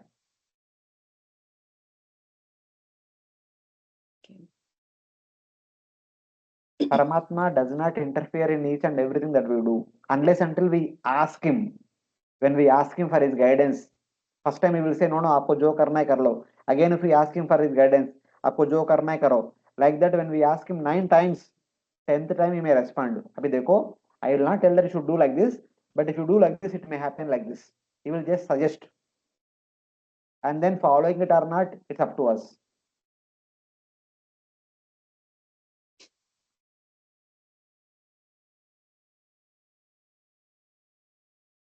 In So this Bhagavad Gita Vishnu also, if you which see from the beginning to the end, even Bhagavan also does not insist on us what to do. He tells, Matam Mama, this is my opinion, this is my opinion, this is my opinion. After teaching the entire Bhagavad Gita, he says that, Vimrushyaita Tashishena, Etesi Tatakuru. Just deliberate on what I said and do whatever you want. Mhm. Whether it is Paramatma or whether it is Bhagavan, they will never ever tell you that you should do this. They will tell that, yeah, ऐसे भी कर सकते, if you want to do, you can do like this also. Or if you want to do on your own, you can do that also. But at some places it says, if you do this, you will get this, if you do this, you will get it. And you decide what you want to get. If you have so this patience to Vishnu hear all that, you will tell that. If you don't have patience, you will tell, okay, whatever you want to do, I am in Yoga Nidra. so this Vishnu which law this Hiranyakashipu is referring to, he is which Vishnu? He is Paramatma, Shiva Vishnu, Paramatma. okay. Okay. Hare Krishna, Thank you. Prabhuji. If it's referring to Paramatma, like that means the understanding is who killed Hiranyaksha. The Paramatma form only took up the form of Yeah, the Varadeva. Paramatma under the control of Maya has become an animal and killed my brother. That's what Hiranyakashipu's Oh, understand. okay, Ah, okay. No, no, Since I got it now. actually because the Varadeva, Paramatma fed some sweets by Devatas and he has become like a restless child and he has become a restless animal and killed my brother. So now he lost his position as Paramatma. Paramatma is supposed to be neutral. He should not be disturbed by what's happening in this world. He should not take parts, take sides. The moment he has taken side, that means he is no more Paramatma now. That was the first understood, point. Prabhuji. Yeah, this is Hiranyakashipu's understanding, but I just wanted to know that actually the Varadeva appearance, incarnation is from Paramatma or from the Bhagwan form of the Lord. Why such question is coming? I don't know because I feel that this is only Hiranyakashipu's understanding. How can if No, no, it is Paramatma is not literally It is not Hiranyakashipu's understanding. It is a general understanding. It is a general understanding. What is the duty of Paramatma? he just he oversees and he patiently waits when the jiva will turn to him. See, you people are always into bhakti mood. Just see from the universal management point of view. Who is Paramatma of the universe? Paramatma is Kshirodaksha Vishnu. What is his duty? To maintain the universe.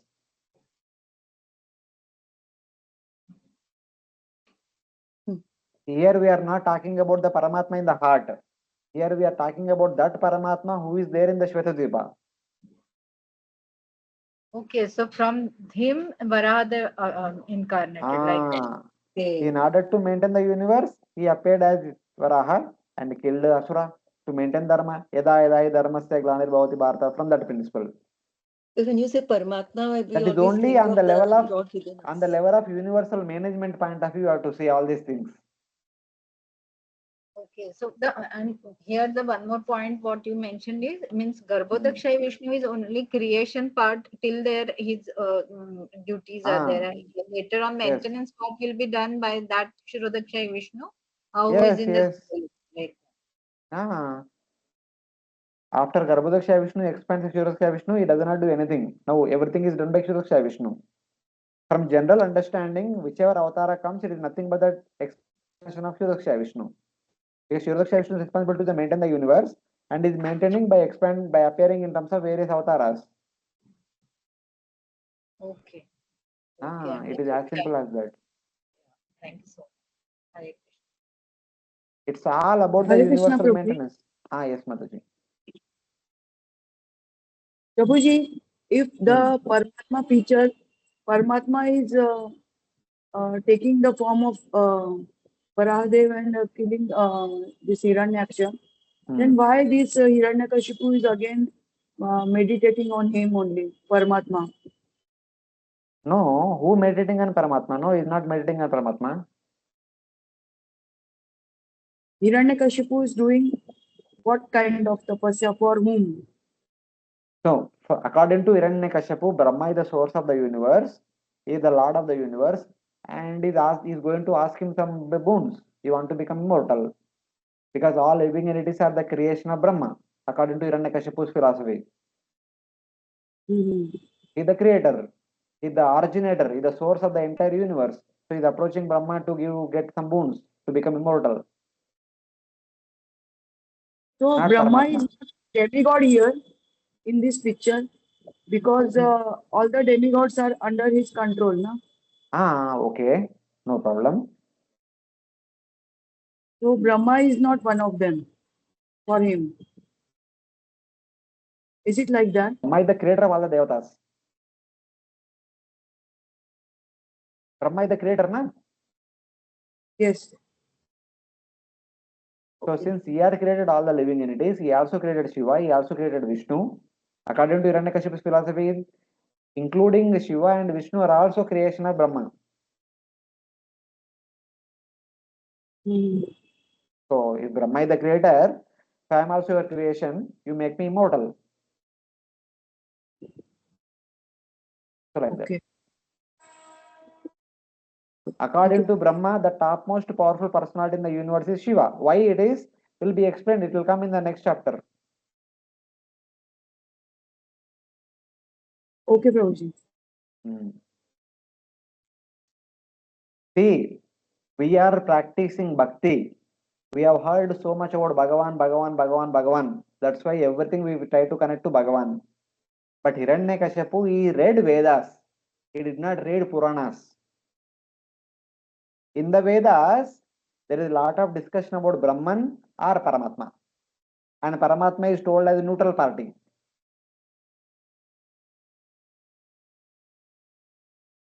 So according to his understanding of the Vedas, he is speaking properly only. And that Paramatma is supposed to be neutral party, he has to take care of the maintenance of the universe. He just equally, he should show his concern equally to everyone.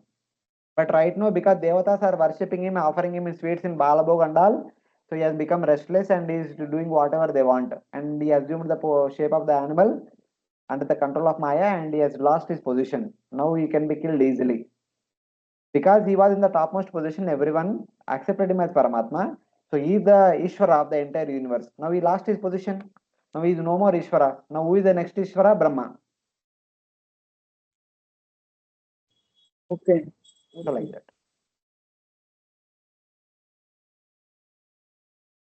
Hare Krishna, Prabhuji. Ah. Prabhuji, I was a bit confused. Prabhuji, the Hiranyakashipu, he performed tapasya. But why did he choose Brahma only and why didn't he choose See, Vishnu? Mataji, please, He knows, please. Why he did he knows choose Vishnu is higher. Brahma? And no, no, no. Why did he choose Brahma? We will discuss next chapter. Why are you asking that question? I just know I'm mentioning, na. So Vishnu is supreme. Why? Because he's Paramatma. Why? Because everyone accepts him Paramatma. Why everyone accepts Paramatma? Because he is neutrally disposed to everyone. As long as you are neutrally disposed to everyone, you can be in that position and you will be respected by everyone. But now, because devatas are offering you sweet meats, for helping devatas, you assumed animal shapes. Masya, Kurma, Varaha. So you have lost your position. You are no more Paramatma now. You don't deserve any respect now. And you don't have any power. You got power because you have been respected by everyone. So you have given up your position, you have lost your power, you are no more worthy of being glorified as Paramatma. Now, because since you have become animal, that is fine. But you have killed my brother. You don't deserve to live now. I can kill you easily.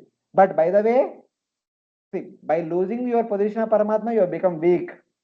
But still there is a chance that you can again gain your position.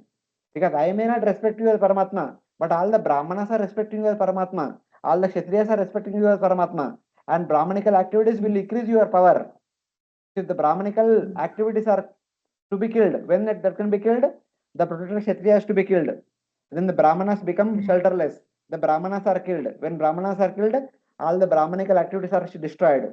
When Brahmanical activities are destroyed, you will not receive any power from you. No one will accept. There is no one left who will accept you as Paramatma. Yes. Then you can be very easily Yes. killed. Yes, But Prabhuji, thank you. still Hiranyakashipu understands. Still I cannot kill Vishnu. Yes. In order to kill Vishnu, I need to gain power. So for that he goes to perform tapasya. One is to gain power. Second is to become as the Ishwar of the entire universe. I'll kill you and I'll become the Ishwar of the entire universe. I'll become the Paramatma then. So like He that. knows that Vishnu is highest. Paramatma is the highest. But he doesn't think that I should do tapasya to Vishnu to please him. That he doesn't think. No, He why just, why would you do he tapasya? pleases The one Brahma. who killed your brother, he killed your brother. You want to kill him? Yeah, yeah. Yes, Prabhuji. Yes, understand. Why it is like that? See, you people all became pure devotees. That's why you people are not getting all these things. I think I should not discuss all these things because the devotees does not want to hear all these things. They want to hear Krishna Katha. They want to hear the glories of Lord Krishna. These are all like from the universe point of view, from the management point of view, how different people behave. So that kind of from that way we can appreciate all these things. From bhakti point of view, I mean, when I say Paramatma, okay, Jivatma, when the Jivatma look towards me like that, only those things will come into your mind. So it's good because we generally hear about all those things only those things are in mind. But at the universal level, what happens, we can understand from these pastimes. Because what was the topic of the seventh canto? Of the 10 topics, Atra Sarga Visargasta, what is the topic that is described in the seventh canto? Okay. What do you mean by Uti? Impetus to perform activities. What inspires us to perform so and so activities?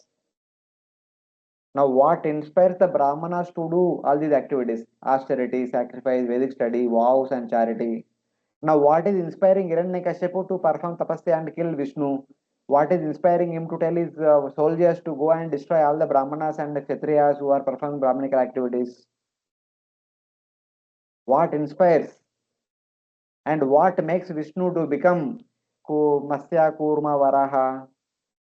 So all these things are discussed. The intricacies about why things are happening the way they are happening is what is present in seventh canto.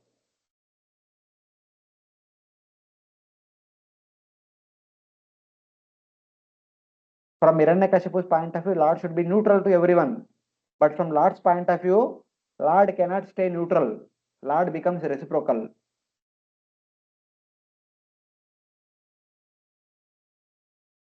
So in that reciprocal also there is neutrality also, there is partiality also.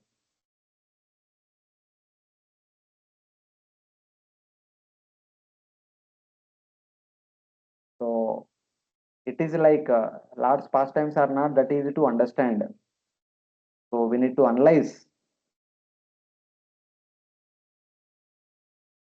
Yes, Prabhuji. And there was this confusion about Paramatma, Kshirodakshayi Vishnu, their positions and their exact functions. That's why it was a little difficult to understand. Here Paramatma is not the Paramatma in the heart. Here the Paramatma is referring to Kshirodaksha Vishnu, who is the maintainer That's of the what we entire were universe. I was thinking Paramatma means within the heart.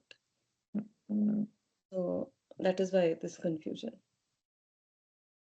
Thank you very much, Prabhuji. Hare Krishna, Hare Krishna. Hare Krishna. Thank you, Prabhuji. Okay, we'll just read through this 12th verse and with this section will be done.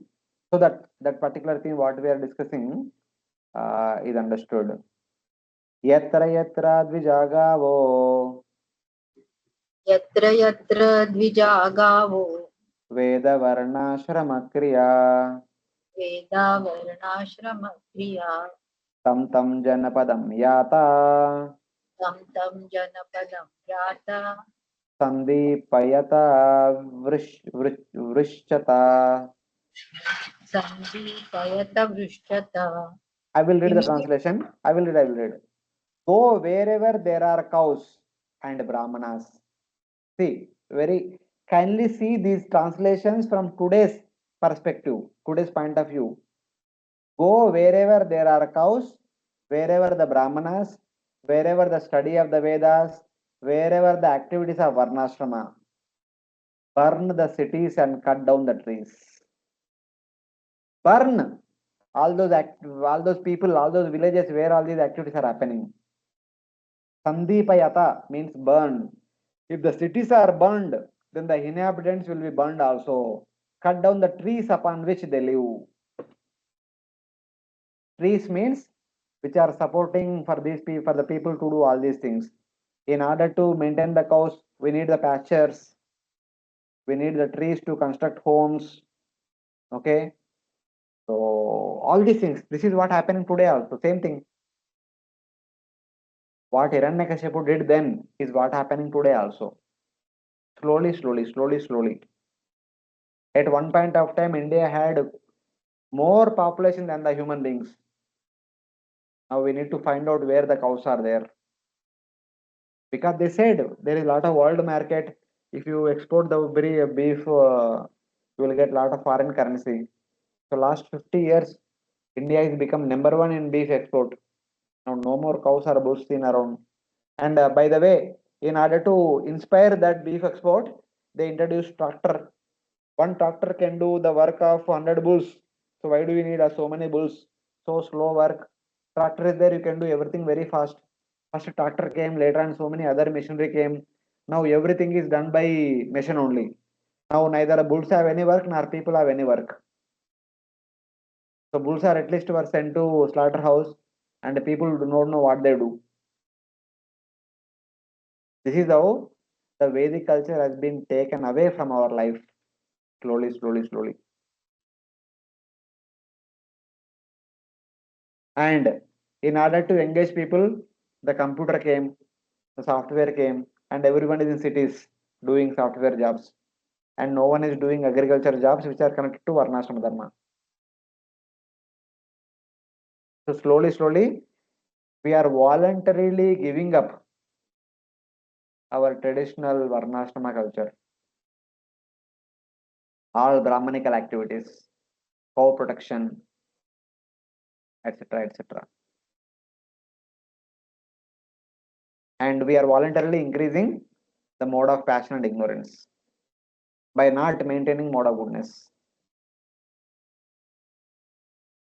Currently, we are voluntarily giving up when mode of passion and ignorance increases, the people become powerful and they will destroy whatever leftover goodness is there.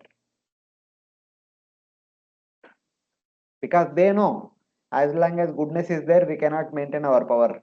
So, in order to maintain our power, we have to destroy the leftover goodness. So, like that. So, everyone knows, everyone understands what it is, and they do accordingly. So, like that. So, but anyway, we'll continue to discuss. So, some points may appear to be trivial, but we need to pay little attention and try to understand how things are happening all around us. So, like that. So, thank you. We'll stop here. Already late ho gaya bahut. I thought of completing early only because our discussion went in a direction, so we could continue all the way now. So, thank you very much. Grantara Srimad Bhagavatam ki, Jai Srila Prabhupada ki, Jai Ananta Koti Vaishnava Bhakta Mandi ki, Jai. Thank you very much, Prabhuji. Hare Krishna. Hare Hare Thank you, Krishna. Prabhuji. Hare Thank Krishna. you. Thank you so much, Prabhuji.